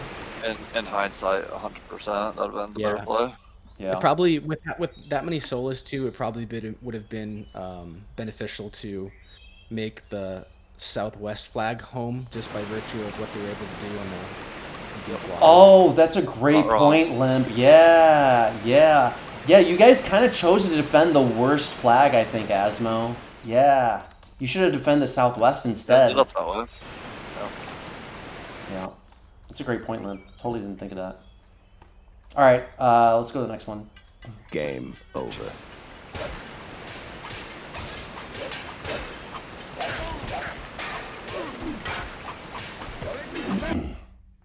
Yeah, sounds like Kirk was real heated about the restart. He was, he was. But I'm not sure if he was actually heated or if he was just like, Kirk typing like Yeah. upset, heated, and he's Yeah, I actually never know doing with this him. troll It's hard to thing. say. He, Yeah. he's real heated. I'm still getting DMs from him. No joke. Classic. That's myth for you, you know. That's you get a little drama in there. It's all, you guys are the ones who like the freaking drama, so there's some drama. I don't for like. you. I don't don't. mind it. Actually. You don't like it? Okay, I don't like it either, but No, I don't. Maybe when I was, it's kind of like, do you want myth to be 17 or something? Do you want myth to be like more like a chess competitive match, like all proper, or like a MMA competitive match where like people are like talking shit about each other's mothers and shit, like just like playing pure mind games to get in the head of the opposing fighter, you know? In the early 2000s, MMA, but now chess for sure, Yeah. like tennis or something like that, where there's like where people are It's like like more of a gracious. gentlemanly competition, yeah. Yeah, we've all known each other for like 20 years. Like, there's really no real animosity. So For better or for worse. we've all. I just lost. really feel like what I really feel like is mythers, they don't realize it's kind of like in the absence of like a common enemy, like you end up like infighting a lot, right? If there was, if this game opened up to like 10x the player base, like we'd all be fucking homeboys. Yeah, exactly. And then everybody, you'd see all these like old school myth guilds trying to like hold the line against the newcomers and like just shit on them. You know what I mean? Like we would all be like banded together and shit. Like that's what people don't realize. Like they shouldn't be getting that fucking upset at each other. Everybody here has been known each other for like 20 plus years playing together. Like we're all fucking like trauma bonded together at this point, you know? So yeah, man. Game I mean, on. I've known you, GKG, since literally the year 2000. Right. You know, Yep. not closely necessarily back then, but like we were aware of each other. Yeah. Asmo probably around 2003 or 4, probably 2004, I think. Yeah. You know, 4. so it's a really long time. So, and to be fair, all three of us have all been adversarial with one another at some point.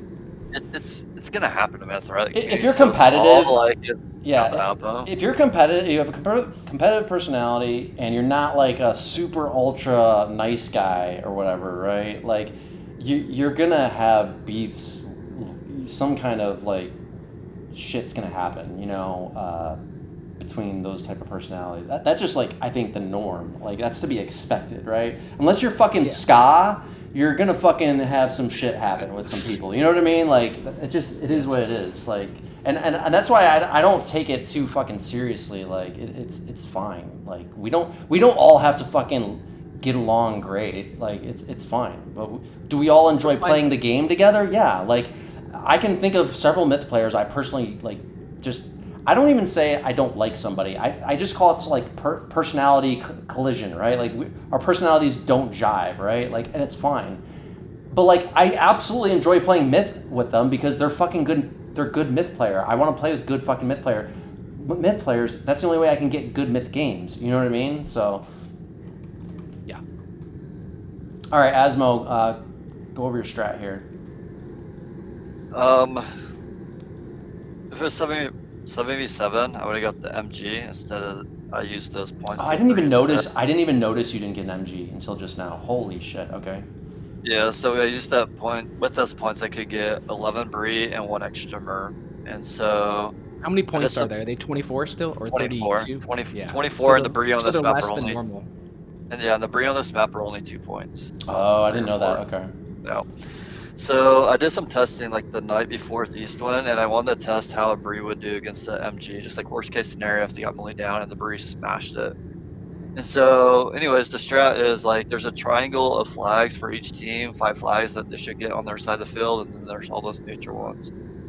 The east middle flags, so there's like 3 flags in the middle, so I guess the middle one, the east to that, is like near a high platform. So we want to send a majority of our force to try to win that high platform because we figured it'd help us, you know, keep those 2 neutral flags near mid for most of the game if we did that.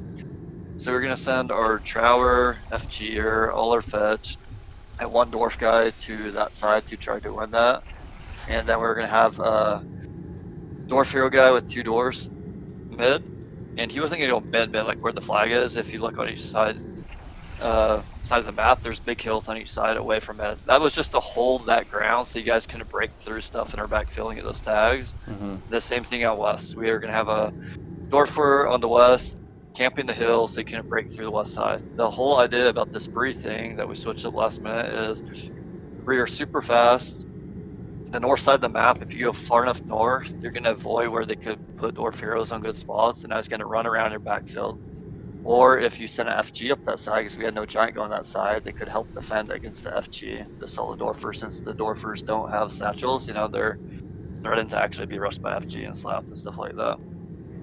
But yeah, a big part was like, if we don't win east, like these Bree going through north is going to give us another avenue to win the game. So they're going to be able to break in your backfield if you guys traded for MG, which I thought you guys would. Limp, how do you feel about the Bray?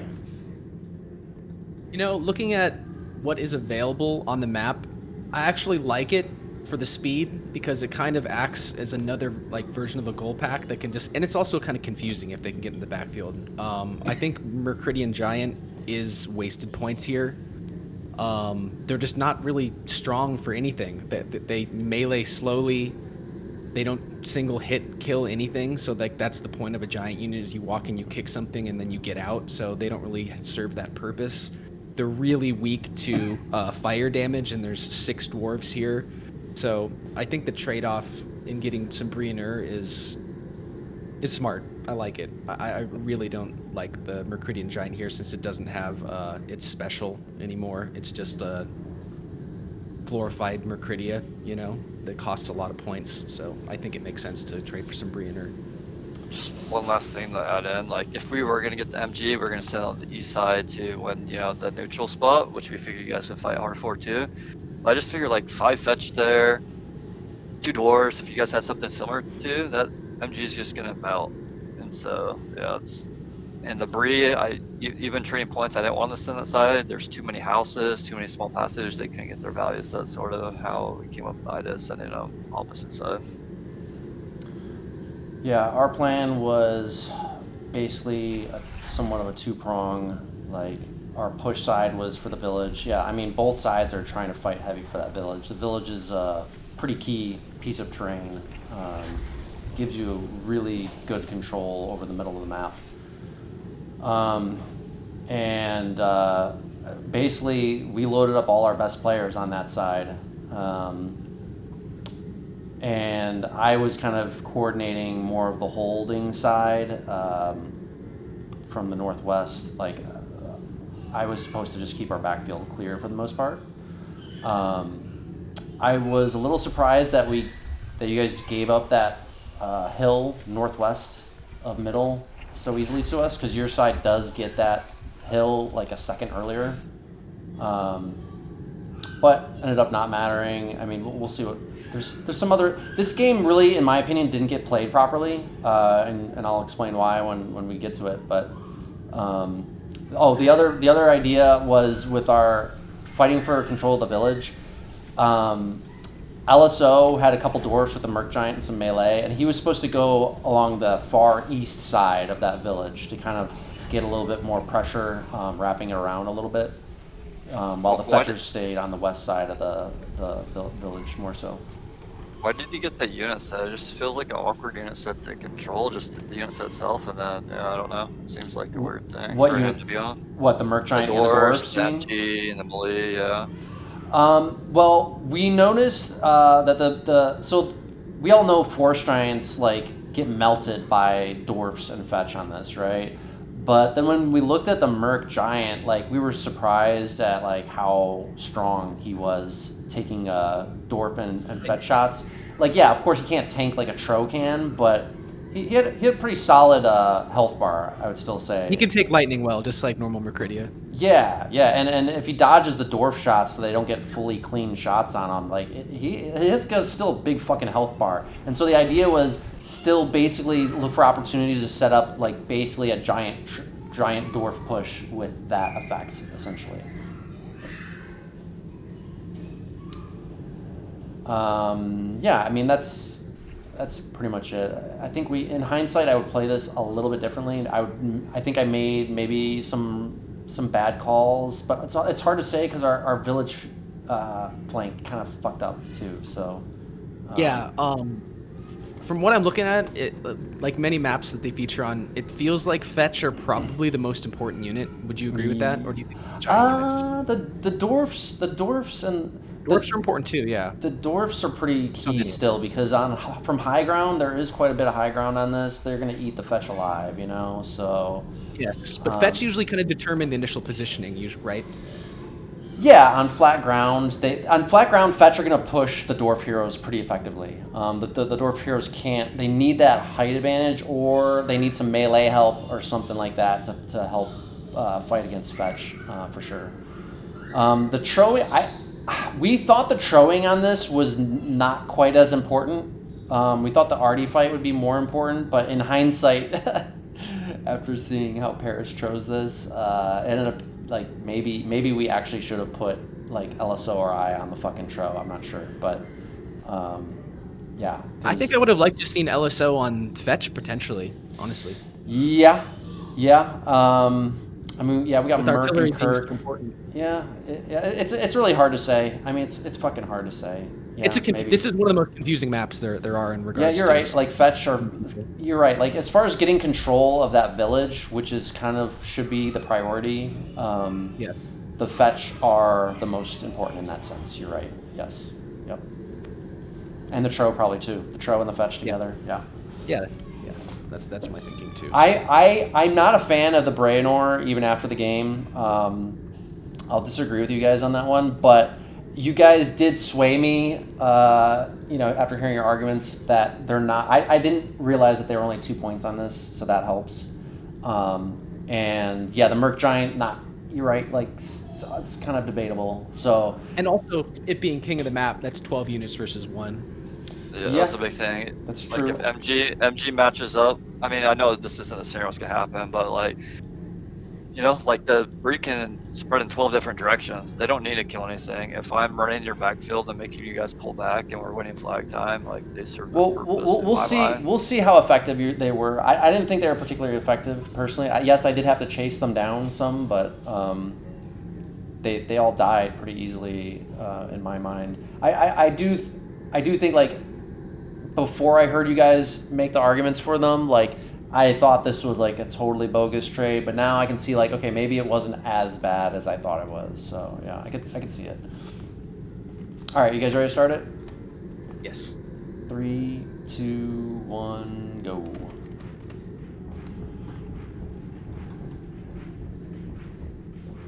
I just don't think we really were able to fight properly on this game.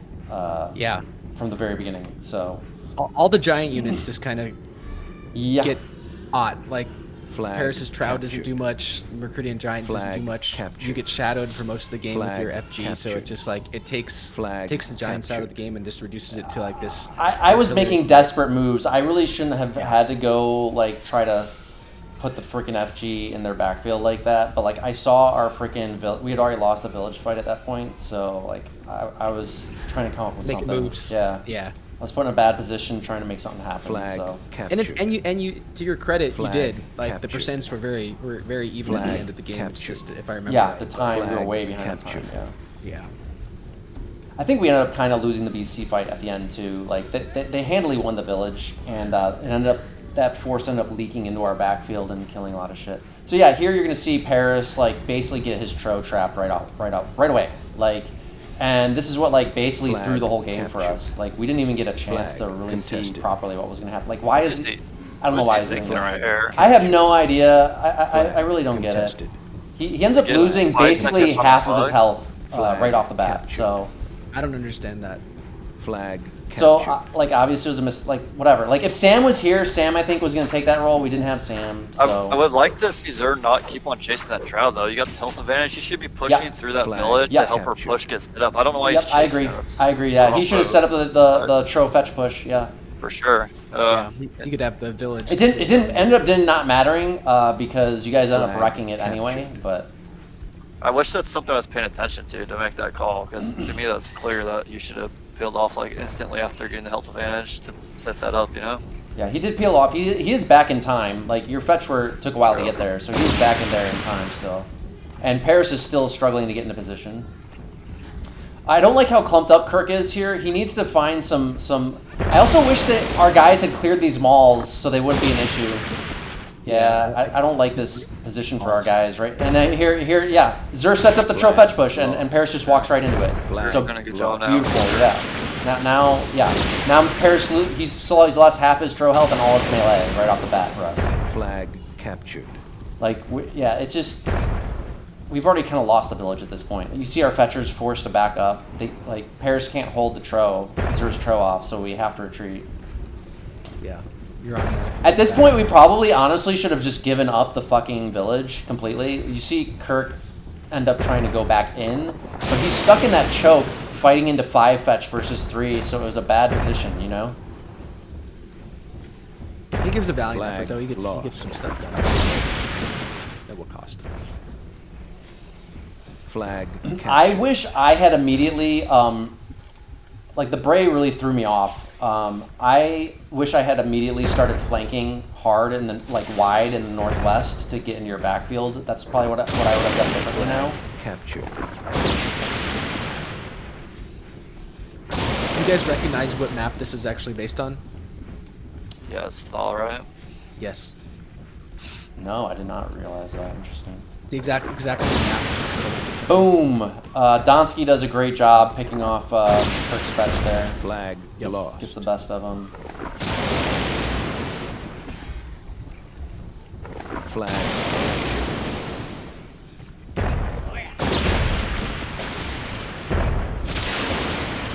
Yeah, and Paris is really not making any effort to set up a tro fetch push anything. LSO flanks a fetch right Oh, there. Paris has a dwarf. I'm not sure. I don't remember giving Paris a dwarf on this. I'm not sure. Did LSO LSO split him off? Oh, LSO gave him a dwarf. Okay.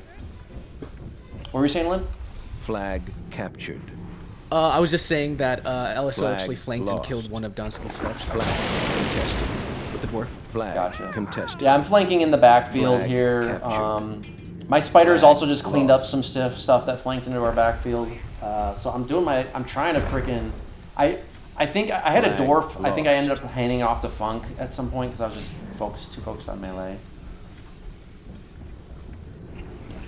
Flag. Actually, the lost. time and flags are really close at this point, so it happens pretty soon here. Even though because we Flag lost the captured. village. Flag captured. Yeah, we've lost the village. Even though Flag we're up captured. slightly in percentage, which is weird. Flag lost. 'Cause we're definitely down. Flag Are we down in captured. fetch? Flag. It's 3 lost. versus 2 fetch, I guess. So it's not Flag that. We're just really down in contested. tro health. That's the big thing. 5 minutes remaining. Okay, now you guys are starting to get an advantage in the flags. Flag Time is still lost. close, but I didn't realize that I we were think actually still close on time while I was Flag flanking in the captured. backfield. Flag lost. Flag lost. Flag captured. You're west. Flag I don't know. captured. Flag contested. Yeah, I don't know. Flag I don't really lost. see what your team can do here on the west. You're trying. Yeah, our something. easts needed to somehow set up a defense, and we had to shift our offense to the west somehow. Somehow react. Yeah, now we're at 11-4. Flag This is where the lost. time gets away from us. Flag And this contested. it's only like this for like a couple minutes, but that ends up giving you guys a 10-minute lead that we're just like never able to Flag like kind of captured. come back from. Yeah, Killerking forgot to re-tag one of our north flags, and again, we really should have had dominant control of that northwest. Like the Braynor should not have been enough to control that northwest flag.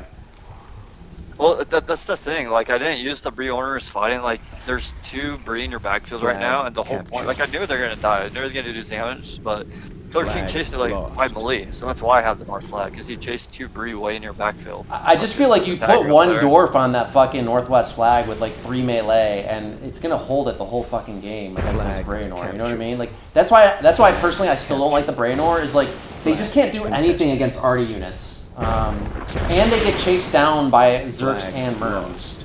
So like yeah, you can run them in the backfield, but they're all gonna get chased down. Yeah, but I mean, what's that G Flag doing? captured. He's not getting any time to stop fighting either. Flag contested. There is a good push from your team. Kirk. Killer I know King Gekko was- is- Yeah, Kirk made the right move, diving into the backfield, trying to get some flag time. lost. We're down 10 minutes in knew- time. Contested. Yeah, so Flag Gekko was saying, he can't do Flag anything, just getting pushed lost. around. I told Gekko Flag to, I don't know if he contested. does it, but I told him to detach from that, let that pack Flag of his get our captured. backfields and just keep on trading flags. Because contested. otherwise he just gets slowly pushed back in that corner and you guys get more and more Flag flags. captured. Arzenic gets separated middle and loses both of his fetch. I saw I that. don't really yeah. mess up. Yeah, LSO ends up rushing him down Flag with Killerking. lost. That's Flag that's where the lost. MG did get value. Like the MG Flag has 5 captured. kills right now, so Flag Yeah, that was contested. where that was definitely Flag where, but I captured. think it was more so ours Flag contested. lack of position because he's not near like any melee. Spoon Did ends you up. see Spoon's Spoon, door? yeah, I just saw it. Yep, Flag yep. lost. He ends up getting picked off by that FG. He's got Flag nothing to lost. defend him there. Where's my FG at? I don't even. I Flag think I'm chasing down captured. Brainor in the back. Yeah, I'm keeping the backfield clear.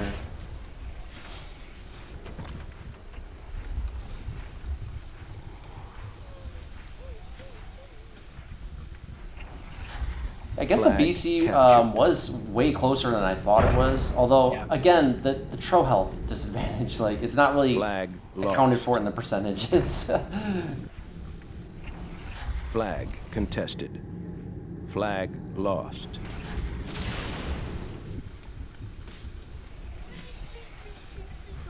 Yeah, we just could not make up Flag that. There was captured. that, like, Flag 12-4 lost. flag difference Flag for, like, a lost. couple minutes. That was just enough to, like, really make a Flag big swing. captured. I actually think you could Flag make this contested. I Flag. mean, you could kind of contested. see it here. I think you could make Flag this a 12-minute contested. king of the map. It'd still be pretty exciting. Because there's a lot more arty fighting Flag in lost. melee, I think. Flag captured. Flag contested.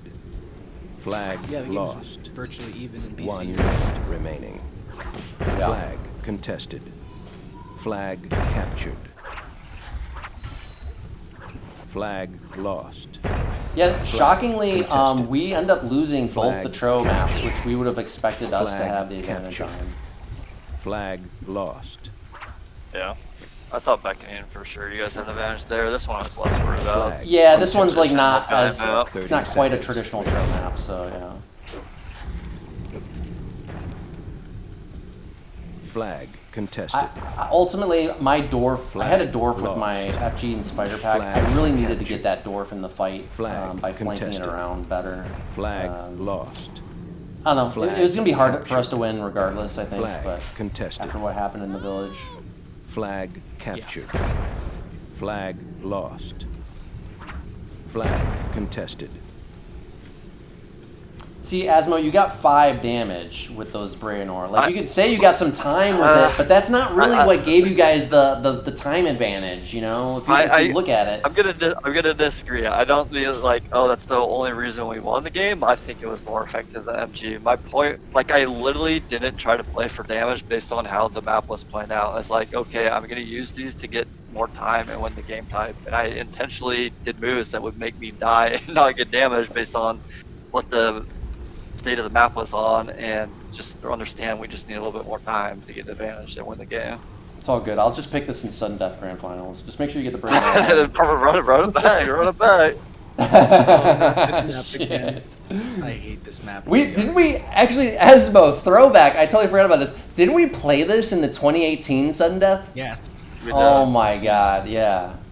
Yeah. I think this is I think maybe we where it picked it ended. too. Like my Yes, team picked we it were and we like- won that one, yeah.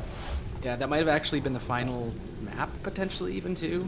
No, I think it was It the was in first sudden one. death. It was in sudden death. I think it was the first sudden Yeah. death, if I'm not mistaken. Yeah, I could be as soon as wrong. it was picked, I was like, oh no, not this fucking. Because I thought you guys picked Barb Valley Light, Yeah. Yeah, Terry's that's or what we something lost like on. that. Yeah. Sounds right. But Eastwind had a good game. I thought I had an okay game. Like I have 18 losses, but that's all spiders basically. So yeah, I think Eastwind did what he needed to do. I think Yeah. that it's strong for him to shadow you, with you probably being yeah, superior no, yeah, that was player. smart for he pulled back to come shadow me for sure. You got to keep that backfield clear. LSO did have a good match too. I mean I think his MG melee and 2 dwarf squad, or 1 dwarf because he handed off 1 to Paris. I think worked out He got some fine. good- got some Paris good got hit. 7 damage with a Tro. Like I don't know what to tell you. You know what I mean? Like Yeah. Zur got That's not 28. good. So Dantski did great with fetch. Who are our fetchers? Myrk and Kirk were our fetchers. You guys had Dantski and who's the other fetcher? Ours? Okay. Arzenic. Yeah. Yeah, I think your fetchers, fetchers yeah. kind of beat us. I would do this a little bit differently now.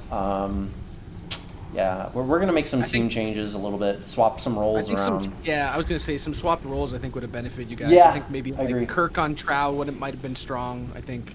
If we had LSO. Sam, we definitely were gonna put Sam on Tro. It just kind of fucked things up not having him on Tro.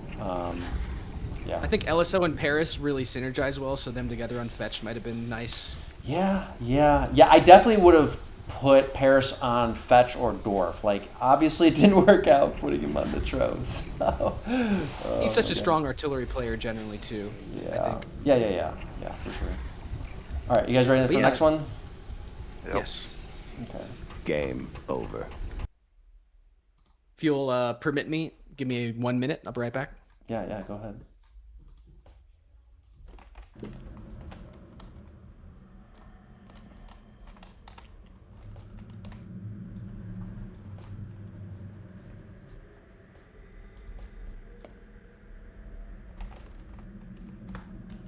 All right, you can go ahead and explain your strat on this, Asmo.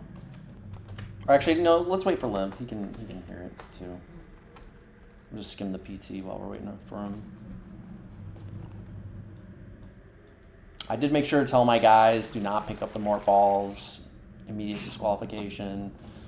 I wasn't actually going to disqualify people for picking up, only if they actually like threw it. Yeah, if you throw it, yeah, exactly, yeah. Yeah, use it like in the actual game. There's two huge mistakes that my team made that we'll talk about when we get to it.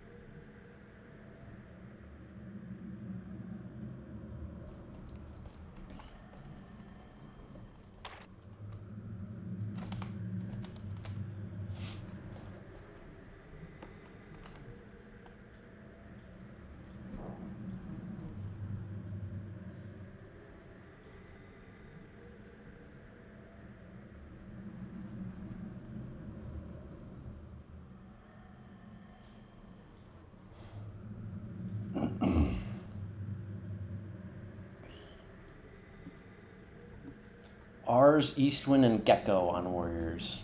Okay. Thanks for waiting. No problem. All right, Asmo, go ahead. Explain your strat. Okay, so we maxed literally everything you maxed, including Thrall, and we got 2 dwarfs. And Game the whole on. plan here is there's insane water on each side in the rivers for the Thrall. We're going to throw all our warriors to the east, where those 3 flags are, regardless of the start. And so we're going to count on having those 3 flags and the home flag to try to win the game. So we were thinking of winning the game like late game, right? Like the final ticking seconds, we thought that's when the game was going to be decided. Okay. And we're going to sink the Thrall along that north side river. We were going to try to, if we could do it safely, split on the north half and then this part more east closer to your base. Because we were thinking if you guys do try to do some type of pinch, archer, Thrall push, and push it towards our warriors, we let you get in deep, and then we could collapse on you guys with all the warriors and all the Thrall and cut out the passages and the cool pack up there too. I guess the one other thing is, so to the non-east side for both starts, if we're getting either one, we had a dwarf and some Thrall to clog our mid and to clog our west. And so, I mean, it's risky to play for 4 flags and try to win that way. So our West Dorfer was going to play for the closest flag on the west side at the end of the game. We wanted South Start because that's way better for the South Start. Like the quote-unquote neutral flag on the east side of the map is literally right there by the hill, by the team space. So I thought if we had that start for sure, like 100%, we would win that flag. But North Start, we're going to do You're the talking same about the south flag, like the very south flag, yeah. yeah, okay. the south on the flag west for side, you not guys. the east, right? Yep. Yeah, okay. For sure. But yeah, we were gonna try to run down the timer, and I thought you guys would actually do like a similar trade, but I was aware of the potential you guys trying the archer thrall things. I just know you guys like to do that, so yeah, we had a plan to hopefully shut them Which down if you side guys were tried you it. trying to set up a trap on us? Was it in the northeast or was it In middle? the east, we're literally gonna Okay. send all our warriors there, and so we figured once you sort of figure out where stuff at, you're gonna try to just like clog all our warriors up there, right? Get your archers involved in the fight. And so like if you guys did go that route, we wanted you guys to push like far in our waters where we could pull to throw all the water and make it a sandwich essentially, try to take out whatever force out up there.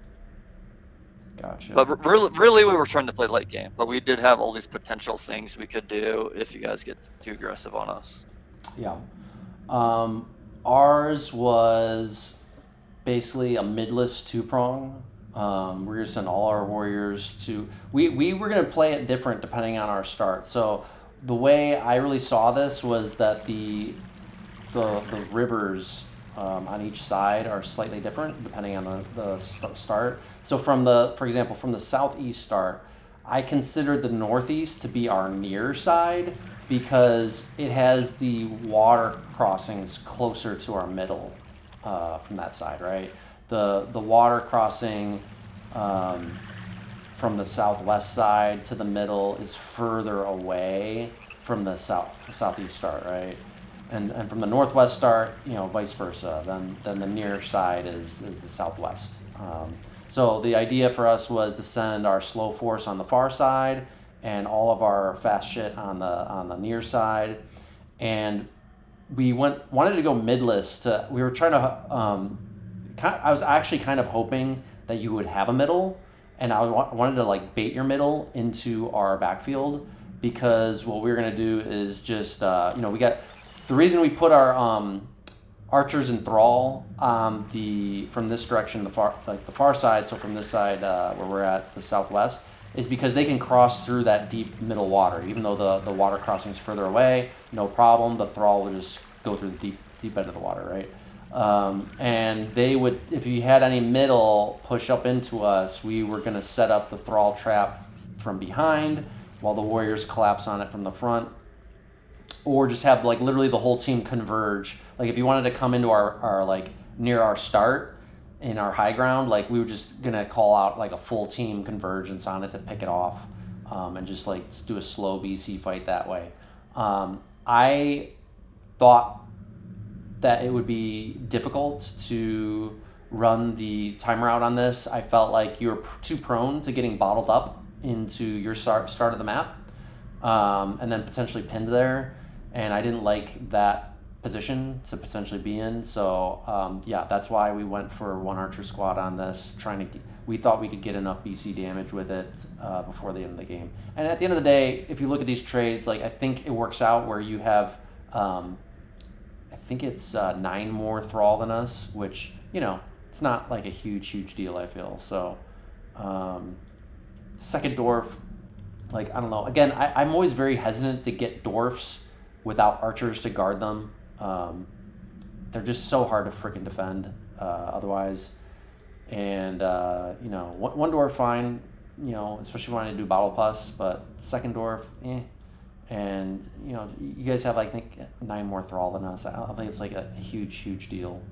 That was our plan. I wanted to get our warrior guys to just jugger hard for that northeast, and if they could get control of it, to just push back your north all the way to the choke, and then just hold the choke there, and then double back to our middle, and then our siege force in the southwest just basically looking to run down your thrall or anything that we could. I actually thought there was some risk of you guys doing your full warrior rush on the side of my archers, in which case I was probably gonna back up and just kind of wait for reinforcement, but didn't end up working that way. So, yeah. Limp, which of these two strategies do you like? Well, Rank and Filed is very old map. Generally, the fights happen on the flanks. This one was different, but usually the big fights happen on one of the two flanks, is what I've seen in the history of the map. I think that the bases have generally always been fairly impenetrable to some degree. Yeah. And if you take one of the bases, like if your Thrall force that you have were to go and take their base, I think because your army is so split, I think that they could easily just push the Thrall into your base and just you do just switch bases, because your dwarf would be on offense, so there'd be virtually nothing to stop them. So I think it'd kind of be a wash. I don't love the archers here just because the map is so big and everything is so split up that they're so immobile. They're just kind of in one spot, and it's kind of telegraphed where they're going to end up once they're scouted. So I don't love them here. I just don't think that they provide much, especially like you could definitely, as I said, it'll help you push into the base, but if you were to do so, I think it would just result in the bases swapping. Is what I would I don't think we ever planned on going into their base. That was, I don't think, ever the plan. Always the plan is to like pin them into their base and just contain them there, and then run the timer out and probably have better positioning at the end, right? That's kind of like more of the plan. Yeah, we'll see. We'll see what my damage was with the archers. I don't really remember what it was. I think it wasn't terrible, but might not have been great either. We'll have to see. But looking at it, I don't think it's like too terribly different. Yeah, it's only like at the end of the day, it's 9 Thrall difference. You know what I mean? So yeah, I think that the dwarves are good in these bases with the hills. I think that this is like a strong use of them is to block up the openings to stop things from coming into the bases. So I think that's a pretty traditional way to use the dwarfs on this map, and it's been effective in the past. You know, as you talked about, no one's going middle to start the map. It's just so congested, so it's really hard to get much done there. So, but yeah, I think the strategies are actually, or not the strategies, but the trades are, even though one has archers and one doesn't, they're kind of similar to a degree. I mean, it's the 2 dwarfs versus the archers, and 5 archers is not a lot, you know. I think that usually this map is decided by a big melee between the warriors. yeah, the 5 archers is just enough to basically give you a long range damage capability. Basically, it kind of becomes the platform, and then the rest of the army kind of defends the archers and the dwarf. They ideally get kind of force the opposing team to have to rush them because they can't just keep taking damage from them, right? Kind of like forces them to initiate a rush, which does end up happening. But you know, yeah, I mean it can go either way. I think both of these strats are strong, and it ends up. I would still trade for the archers if I had to repeat this again, but there's a couple other things I would point out when we get to it about some mistakes we made. But I definitely think Asmo's trade like can be executed very strongly as well. Like it's definitely hard to stop that rush. So yeah. Yes, and I will say this, if I'm not mistaken, this is like the exact same trade you guys traded for on Keep last week. So it's like somewhat predictable, I would say. Yeah. Oh yeah. We do this trade all the time. Yeah. Yeah. So I would. It's very predictable, but it's hard to stop. Honestly, like we end up losing this game, not wrong. But yeah. But you can plan for it in some sense and what's going to happen, I think, because it is predictable. But yeah, I think this map played out very interestingly. So that's kind of my take on it. Is I think both trades are strong. I think both can win. But I do kind of prefer a little bit more melee and dwarves on this, just because again, it's really hard to move around the map because there's only one entrance from each side, and it's that tiny river crossing in the middle. But yeah. I'm trying to think, if I were to do an archless trade on this, would I get a dwarf, and if so, how many? Did you have max thrall, Asmo? Do you know? Yeah, max all melee.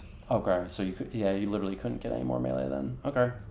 Yeah, I guess, well, that's not really a question then. You have to get some dwarfs if you're not getting archers. Or I guess you could have went like double J. Is there double J-man on this? Maybe. Yeah, that is an option. Yeah. Is it 2 or 3? Do you know? I think 3. 3? Okay. Yeah, I might have opted for maybe even like at least 2 J-man. I'm not a big fan of dwarfs just in general. Yeah. Honestly, They're a too J-Man hard to with every defend. war pack, a J-Man with every war pack could be very strong, I think. Yeah, I like the J-Man. I think J-Man really helps support a rush big time. The problem with the dwarfs is like at high level myth play, they're just so hard to fucking defend. Like they make such good pus targets, and it's just like fucking 6 points down if it gets pussed and picked off, right? So I guess the big thing though, like my reasoning behind it is I didn't want to fight. That east thing, like even though we're sending all our warriors there, it's sort of awkward, but we actually didn't want to quote unquote rush. Like we literally wanted this game to leak out until the final. Yeah, and I Like, knew final that second. I knew we had to prevent that. Obviously, you know what I mean. Like I immediately recognized you didn't have archers. So like, okay, well, I need to find a way to get damage with the archers before the end of the game. So, No. all right, you guys ready to start it? I'm at 1358. Yep. Let's do it. You got 58. Yes. All right, Yep, I'm good. 3, 2, 1, go.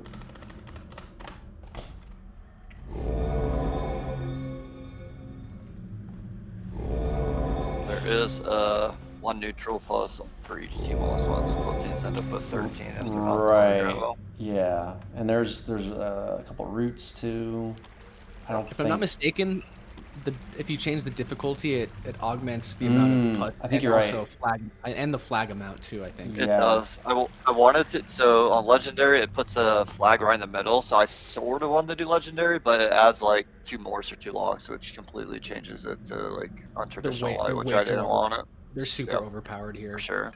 Wait, it added what? An extra pus and morts? Extra flag.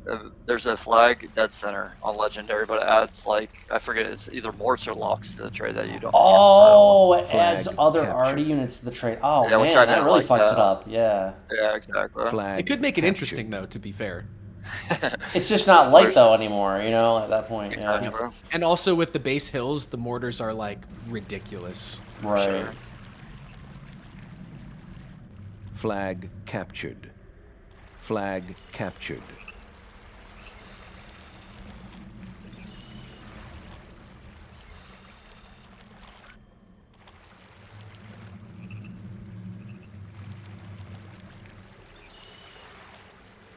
So yeah, at this We point did- we realize like, okay, we're not going to take that northeast. So I know I need to make an adjustment here pretty soon.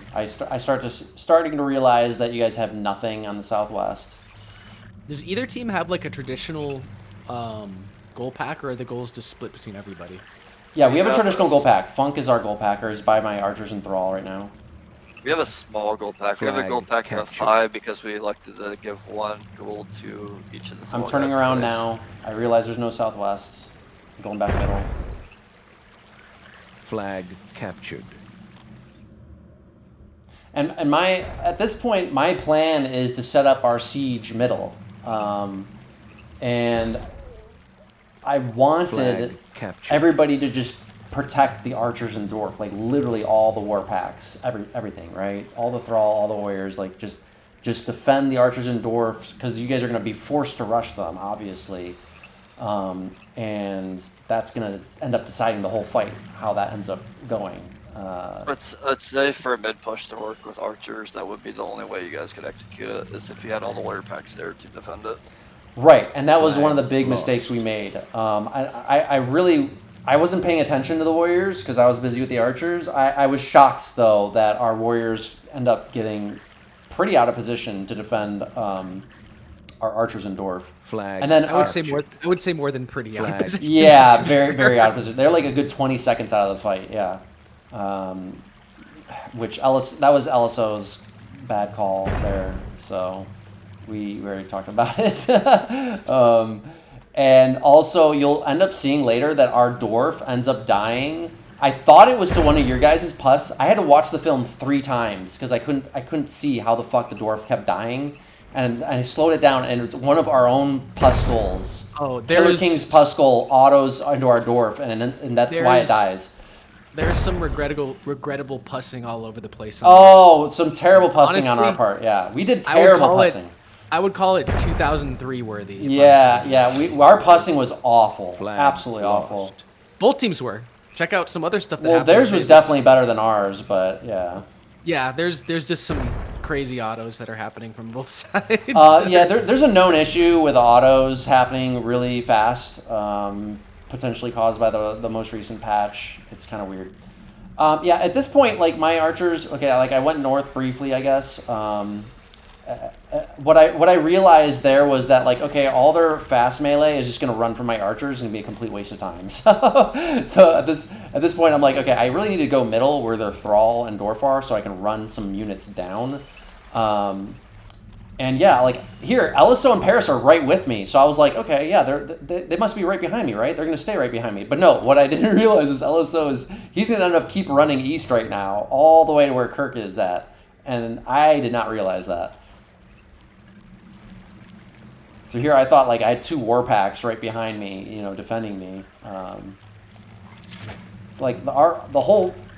I really liked the terrain for us to defend from middle here because like it's nice and choky for us to like block off both sides with melee walls. And yeah, you guys got Thrall that are sunk in the water, but then the Dwarf is just going to tee off on them, right? So I really actually liked this position for us to initiate our siege from. But again, like our warriors have to be like right behind us, defending.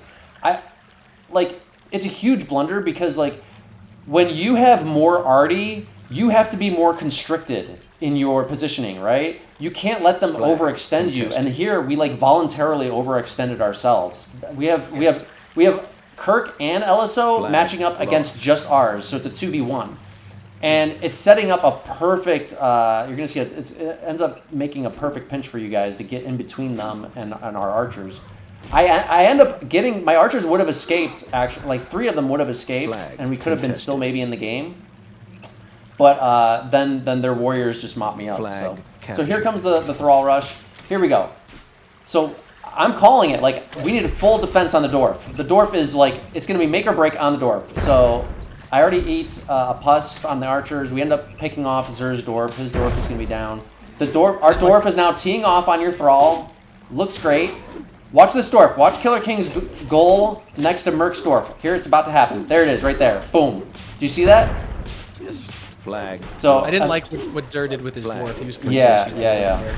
And then Asmo, your Thrall picks off the Dwarf very nicely. Flag. So, like, our own fucking Pus Goal kills the fucking Dwarf right when it's about to tee off on all this shit. Like, that Dwarf would have wrecked havoc on all the warriors and Thrall right there. You know what I mean? Like, that cost us the whole game. Like, it's hard. Again, it just felt like 2 of these games we didn't even get to like actually properly fight because of shit like that happening. And then you see here the war packs, Eastwind and ours are like got a 20-second breakaway in front of Eliso and Kirk. So my last three archers here just get mopped up. 5 and minutes it's like, okay, yeah, that's game over. So that was the 2 big mistakes, was the auto pus on the Dwarf, and then also Eliso and Kirk's warrior packs getting out of position. I think Eliso also autos all of his pus. Yeah, he ends up autoing right here too. Yep, another. It didn't matter, the game was already over, but yeah. Definitely did. I think ours does as well right here too. A lot of autoing happening because the game is so fucking weird with the autos now. Yep, there's the auto. Autos galore everywhere. I have to say right now that all this melee and no artillery feels like very old school myth in a fun way. Flag lost. That was a good pus too. Good pus right there. Yep, that was a good pus by Eastwind on Kirk. Yeah. It's like kind of just pouring salt in the wound at this point. Game's already well over.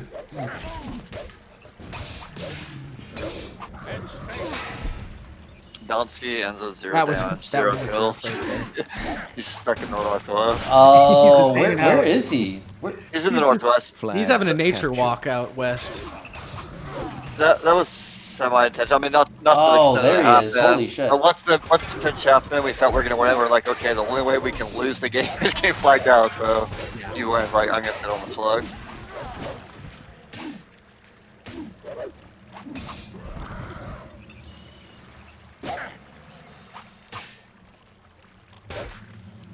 Yeah, this was the sloppiest game for us, for sure. Flag lost.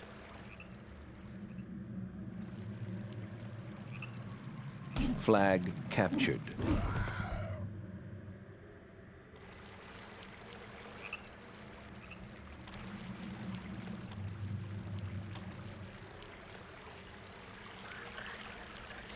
And yeah, Killerking is going on about it. In my opinion, just for the record, I don't consider this a controversial win at all. Flag contested. Our team deserved to lose Flag 100%. captured. There's really no excuse Flag for it. contested. The freaking controversy over Game 2, we replayed it and won it again. It doesn't fucking matter anymore. You know what I mean? Yes. There's, I guess, some confusion about whether Flag hitting ambient contested. units on the Tane was valid, even though I guess we should have communicated it better. I guess some people on my team were confused about that. But again, I looked at the film. Flag We only contested. lost 2 melee units, Flag 1 Myrm and 1 captured. Zerk, to an ambient Myrk that you guys hit. Like, it Flag didn't matter. contested. Yeah, the biggest Flag thing was the obvious lost. one, right? The Trout So. stuff. The Tro, yeah. I mean, we deserve to lose. I'm sorry. Like, we played like shit. We deserve to Flag fucking lose. End of captured. story. So Flag captured. Flag we can't contested. win matches if the fucking Tro like suicides half its health and before anything else even fights, and then on this we like puss our own dwarf and the warriors are out of position. You know, if we're gonna do shit like that, then we deserve to lose. Simple as that. Gekko and Arzenic with huge games. Yeah, even Easton's or the war packs. So yeah, I got 11 damage, which yeah, I guess that's not great, but I don't know. Obviously, like my archers, like our archers and dwarf could have done a lot more if we hadn't pushed our dwarf and the warriors were in position to defend better. So It felt like it was just a lot of miscommunication for your team on that last map. yeah, I mean, it wasn't really miscommunication. Yeah, I mean, I really was not expecting LSO to go that wide. I don't know if he communicated or not. But yeah, just as a general principle, this is where you need really useful mental shortcuts in your head from just like raw experience of playing a lot of these games. Is like the mental shortcut for me is really simple. They have melee superiority. We have the RD superiority. And it's territories. Like, we don't need to worry too much about getting flagged, really. We certainly weren't in any danger of being flagged there. We had a couple thrall on flag Ds around, which means we can give up ground. We can just ball up the whole team, lock down that middle, and fight in one spot as a team and not get overextended. That's crucial. Like, if you have the melee superiority, you're looking to force them to overextend. That's what gives you the advantage. And usually you need a game type that forces them to overextend, like a Flag Rally or King of the Map, right? But here on territories, that's why, you know, it's you want to stick together because you can afford to do that. It makes no difference on the game type, right? And so that's why I would never make a mistake like this. This is the mistake that it's inconceivable to me because I always have this shortcut in my head. I know what I'm facing against relative to what I have. Like, I know, therefore, that our shit needs to be all balled up together. We need to stick together as a team and let the RD do work. Like, that's what we have to do. And yeah, that's why overextending with the melee doesn't work. What was the communication from your war packs? Do you remember? Like, how did that scenario play out that they decided that it was a good idea to try to get a 2v1 rush on ours? I honestly don't know. Like, I thought they were like the last, like I was telling you guys when we were watching it, the last I saw our war packs, like, it was Paris and LSO right behind me. I think I was aware of Kirk being further out, but if you kept Kirk in the same spot, and he was roughly shadowing with ours, right?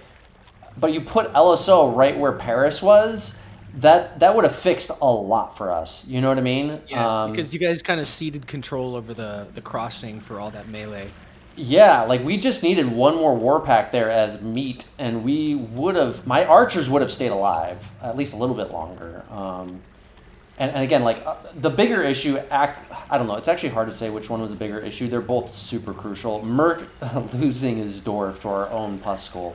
Like, that dwarf was super well defended. I made sure of it. Like, I was, like, all over. I was calling my whole team, defend the fucking dwarf. Like, everybody, you know, like, Gold Pack, Archers, Thrall, everybody. I wanted the war packs defending too on all sides. And that dwarf was about to do major fucking work on that rush. And it ends up getting pussed and picked off at the... It only got like one hit off, I think. So like it just happened so fucking perfectly against us. At that It point still did some damage. There was they were able to wipe it out with like 1 or 2 pus after the It fact. made a clumped thrall pack red. I think it got one good hit off, yeah. Yeah, so, I mean, at that point in the game was your most important unit, in my opinion. It had 3 damage, and he had 12 damage taken. So that dwarf did 3 damage. If I'm looking at the right game. Yes, I wait, am what looking do at the right you... game. So Myrk has Did- 19 damage. Oh, What do you okay. I mean? thought Killer King had the dwarf. No, Myrk had the dwarf. Killer King, okay, that makes he sense. had a thrall pack that was sunk, and I think it was with me. He probably took it out of the water, and he had 2 pus, and it was the pus. I think he autoed. I can't remember if he autoed 1 or 2. It doesn't really matter because it ends up picking off the dwarf. So, no, Killer King didn't have the dwarf. Myrk had the dwarf. So, Gotcha. Yeah, Unusual match. I would Yeah. say. We knew we needed to kill the dwarf there. That was like the whole. oh, I knew it too. Yeah. I was calling my whole team to defend. We actually were like I thought, dude. I watched this film like 3 times. And I thought it was a goal that snuck that you guys snuck through that picked it off. And then I had to keep watching it and slow it down because it happened so fucking fast. And I never saw the fucking enemy goals. I was like, what happened? How did it happen? And I finally saw it auto. And like there was no goal. Like you guys had a couple goals throw pus at it, but it missed both times. Like one ends up hitting one of my archers in the head, and then I think another one dies to like some thrall or something. And like that dwarf was actually pretty well fucking defended, dude. It was And defended well. It was hard to get plus to it. We were trying, but it was difficult. yeah, so there was actually no threat to that dwarf that I could see right before it got pussed and killed. So Yeah, I mean, it would have got a lot more damage for sure. it would have got way more damage. And then yeah, like maybe it would have got, if it was gonna get picked off, I think it had to get picked off from behind with our war packs out of position. Now Paris was there. Paris was in the correct position. But yeah, maybe you guys would have been able to leak more pus behind to finally get it. It clearly would have gotten way more damage though. It was gonna get like a good 3 or 4 more throws off for sure at least. I think, yeah, it's like a, multiple problems stacked up. Yeah, one's obviously the pus, and if your warrior's in the proper position, I'd say, okay, that probably is the difference between you guys winning or losing. But I think since those warrior packs got so lost south, we probably would end up winning even if the door stayed alive and did more damage. Yeah, it's really hard to say. You might be right. It's hard to With all say. the pus converging, it's possible, definitely. But you know what? I want to look at it Flag one more time. captured. I'm gonna look at it one more time. I Go want for to it. try and predict what the fuck was gonna happen. Hang on, let's see this Go for it. before it ends. Like the moment the dwarf goes down, game over, as far as I'm concerned. Game. Especially before it got any significant damage Flag off. captured. All right, Flag let's zoom through captured. this. Flag captured. Da-da-da-da. Flag lost. Flag captured. Because I want to see where your Flag next nearest lost. goals were. Flag. Because I really didn't contested. see anything. Like, your goals had to save it, like by getting at that dwarf somehow. And if you didn't have any goals nearby, that dwarf was just gonna clean up that entire. Your rush honestly Flag probably would have been contested. forced to back off. Like I don't think it could have kept going in with the dwarf. Flag Because lost. the dwarf was still clean and free and clear. I actually don't like how far forward Myrk is with the dwarf right now. Like, Flag I would like to contested. keep that dwarf, like, yeah, it should Flag be behind the captured. archers at all times. That goal actually got a little too close to it. Luckily my archer eats it, but... Alright, so right here... Okay. Let's see... Da-da-da-da-da. Okay, so we have Eastwind. Eastwind's got some... Eastwind and ours are starting to go in from behind, but they're pretty far at this point. Gekko has 1 pus from the front. Dantski has a goal floating around in the back too. Sorry, Gekko has 2 pus, but I think that first one gets defeated. Dantski has a pus in the back. Where's he at? He's right next to Gekko. He's next to Gekko? Oh, okay, I see what you're saying. Yeah. Okay, hang on. Let's count this. Okay, so you had... Gekko had 2 pus, so 3 pus from the front. Okay, 3 pus from the front. One's about to be taken out. Your other pus, though, especially because you got Paris kind of defending and Spoon. I think your pus from behind is really far away. So it has to be one of those pus from the front. I really feel it has to be one of those. Gekko almost had it, but he ends up okay. His first pus is down. Okay, Dantski, yeah, okay. You're right. Dantski might have been able to get in there. Yeah. It was going to be hard to stop Dantski. Dantski might have been able to still pus the dwarf anyway. I would have had to wall it off. And maybe I would have. Contested. And he knows. He's such a smart player. He would have been gunning for it. Yeah. Did Gekko still have a pus? Where's his other pus at? And then you had Arzenic and Eastwind converging too. So Gekko, his second pus already went down. It just went down now. So it had to be Dantski. And yeah, maybe. It's hard to say. It had to be Dantski. I really feel your goals from behind. Eastwind's first goal there doesn't have a pus. So his other pus is even further behind. That dwarf was, it's hard to say. It's like, was Dantski going to save you guys with that pus or not? Like, that's basically what you can ask, right? Flag captured. I think there was enough of a wall there that his pus was blocked, Contested. personally, but... So many mid games have been decided by one single pus. Yeah. Flag lost. And then I was... You see Spoon... you guys aren't watching, but... Oh, I'm watching. Spoon just threw a fucking pus that hit the top of my thrall. I was so mad about that. I was like... Because I knew the moment he threw it, I was like, don't... That's a terrible throw. Yeah, I don't know. I think Dantski was blocked off, personally, but... Yeah, whatever. It doesn't matter. 5 minutes Is what it is. That dwarf was about to get some shots off for sure. It's just hard to say how many shots.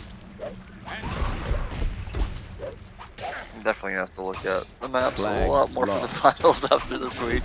'Cause there's a lot of new maps, and one is actually a Zach map. I asked him a question about it, and he Kirk, responds. what So. do you want to say what they are? Well, the one Zach map, I mean, most maps are all new, but the Zach map is Remnants of something? Aaron Hall? Oh no. Yes, don't use that one. Don't use that map. Is there buggy stuff in it? It's like the first map he ever made. Well, I mean, So- the map looks ugly, but it actually looks sort of interesting. But if there's stuff I don't know about on it, might lost. just be worth changing. I mean, it's his first map he's ever made, and you've seen the issues that have been on a bunch of the stuff he's made. Like, Flag after the fact, captured. so I'd be Is that the map with Mahir on it and shit? a little bit Yeah, it skeptical. is. It might be fine, but I don't know. It's like the indoor temple with like... Indoor No, it's temple, outdoor. no. There's Oh, like it's a big outdoor? wall. There There's is a like big GKG wall. traded on it though, so I figure you know about it.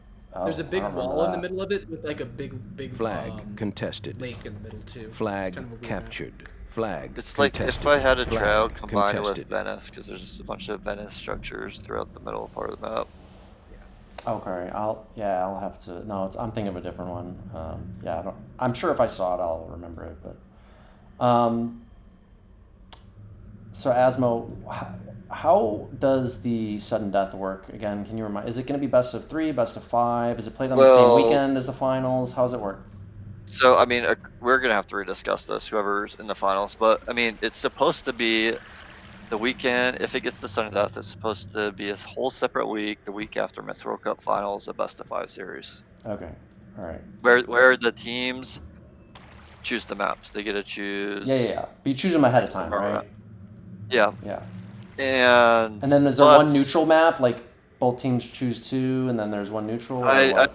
read through the rules who gets the advantage. I think I gave the advantage that the team that won the grand finals gets 3 picks to 2. I think is the Okay, rules. Okay. But so the issue there, I mean, I'll talk about with your team or whatever Z Snake whoever's in the final. That Or just give me the neutral map, dude. I'll do it. well isn't LSO going on vacation? Like, doesn't he only have the finals and he's gone the next weekend? Oh, fuck. And I also don't know. my I'll have team to is- ask. And the Eastwind's completely gone. The Euro guys might be gone. So maybe we just do a traditional sudden death format and get all play in one day. Yeah, if that's the case, I think you just do a best of 3 the same day. I don't know if that's the 3. I mean, we could do that. Oh, Or 2-0. could You want just to do be- the old school 2-0s? 2 in a row. I'm up Like, for what? I'm up for whatever gets it done in one day because I think it's all gonna fall apart after that weekend Yeah, if I it think doesn't so get wrapped too. up. I think it's why is it? It's always like this with NWC. Like it always like ends just in the nick of time before everybody fucking has to bail, right? Like I never understood that, but yeah, that seems to be the historically how it works, right? So I think if you don't finish it the same day, it becomes very high risk of not finishing. So we did like that shit happened kind of in 2019, if I'm not mistaken. So yeah. Yeah, so I mean, we have major scheduling issues right now, even just like if for the standard day. So we'll fly by times by your guys' team, but if not, I guess we'll just settle and fall back if nothing works for you guys. I don't expect you guys to work with us right now. I'm sure Kirk and Paris and Killerking, maybe others, aren't gonna be so lenient on wanting to switch times. Yeah, probably not. Yeah. So, Well, I won't say, but yeah, I think that some of our players are looking to, be done with the finals and kind of stop playing for a while. So yeah. yeah, the reschedule we'll be looking for probably, I don't know, I need to finish talking to people, is just the Sunday instead of fallback, play even earlier in the day. But we'll see. We'll talk to you guys' team and talk to my team and Z Snake if they pull upset and figure something out. All right. So does sounds this mean good. that both times your teams have matched up, it's been 3-2? Yeah, 3-2 both times. Now, granted, the first time our teams matched up, they had a very significant roster advantage over us, and we've added some firepower since then, notably Kirk and Sam. Sam wasn't here this match, but we did have at least Kirk, which, I think I probably had the best match for our team, and I would say Kirk probably had the second best match for our team. So he's been a big freaking help. And then Sam's been playing a phenomenal tournament too, so we were missing him. But Asmo's missing Genghis, so us missing Sam, him missing Genghis, kind of a wash. So. I'm missing Mark's the person who will be there. Oh, for the you're finals. missing Myrk too. I totally forgot Yes, about that. I'm You guys back didn't for even the have first Myrk two this match. matches. Yeah. But the thing is, we're playing Spoon and Killerking and Funk. You know what I mean? So like the bottom of our roster is a lot weaker than Asmo's roster for sure. I mean, it's kind of Who is unquestioned. Groove? He's got to be a Groove is half decent. Like he's half decent. Yeah. I don't know. Yeah, He's a new name. He's a WW tour, I think. So. I just don't remember him. I don't think it's a roller two. I honestly don't think he's Oh, a you dummy. don't? I Okay. guess him and Eastwind, I won't say the city since it's being recorded, are in the same city right now. I think they're actually like meeting up in person this week. So I highly doubt he's a dummy. I mean, I only say that just because you rarely see just a completely new name, and he's like, Yeah. I don't remember the name ever before. It could have been No. around. But. I didn't either. Yeah. I mean, he's kind of I don't know. His problem, I would say more than anything, is consistency. Like I've seen him play like unbelievably well, right? But then every now and then he makes boneheaded mistakes too. So wouldn't that be funny if he's actually just Cryptos? Hilarious. Sorry, I had to say it. I'm sure he's not. Yeah. That would be real funny. But that's exciting. Hopefully we get to see this matchup again in the grand finals.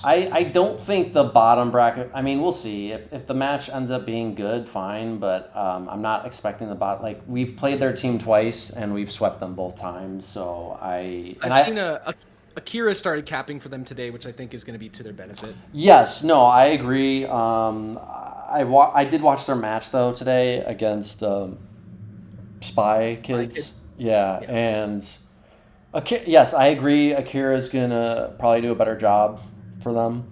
It's some help, but I don't think it's gonna be that significant. Like I wasn't that impressed by Akira's trades in their match today, and they just I don't think they've changed or improved very significantly since the last two times we played them. So maybe they take a couple games off of us, like at worst, but I just don't see them posing a significant threat otherwise. Those goal packs that Rat King was trading for versus you guys last week were real rough. He loves doing those goal packs. I mean, sometimes he does good with them, but I don't know. Not that week. Yeah.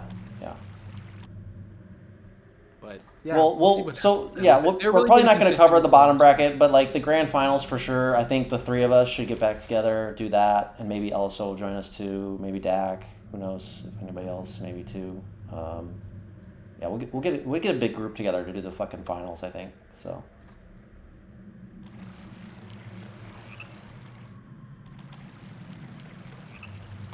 All right. Well, Anything else? nope. I think that's it.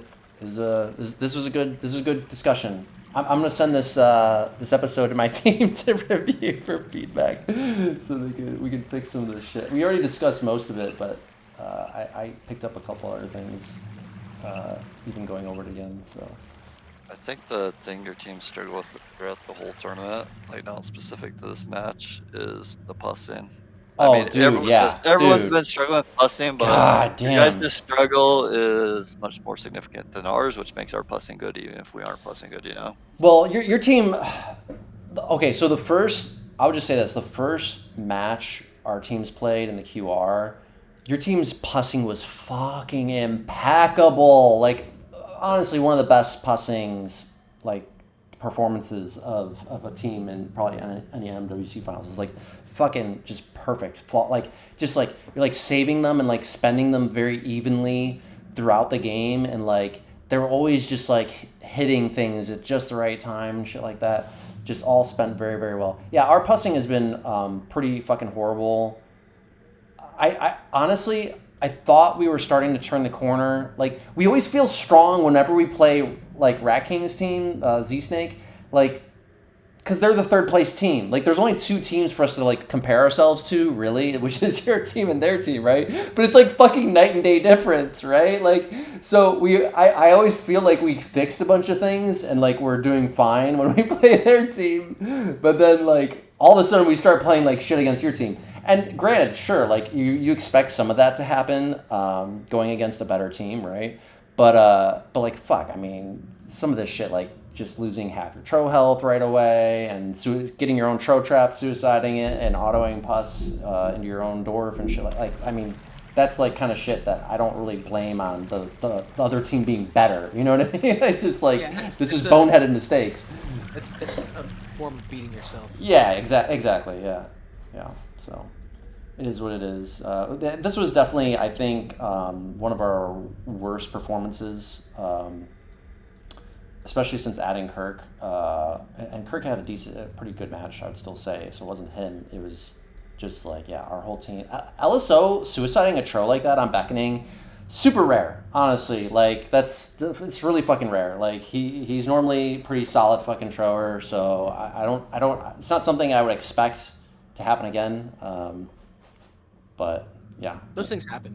It's happened to all of us. yeah, it does. Every now and then it fucking happens. It's usually that's like really being a better player in this game is really just about being more consistent, right? It's everybody makes fucking terrible plays. So Yeah, that was something I was talking about last week or the week before. Is I think that one of the things that makes a great player is just limiting your mistakes more than anything.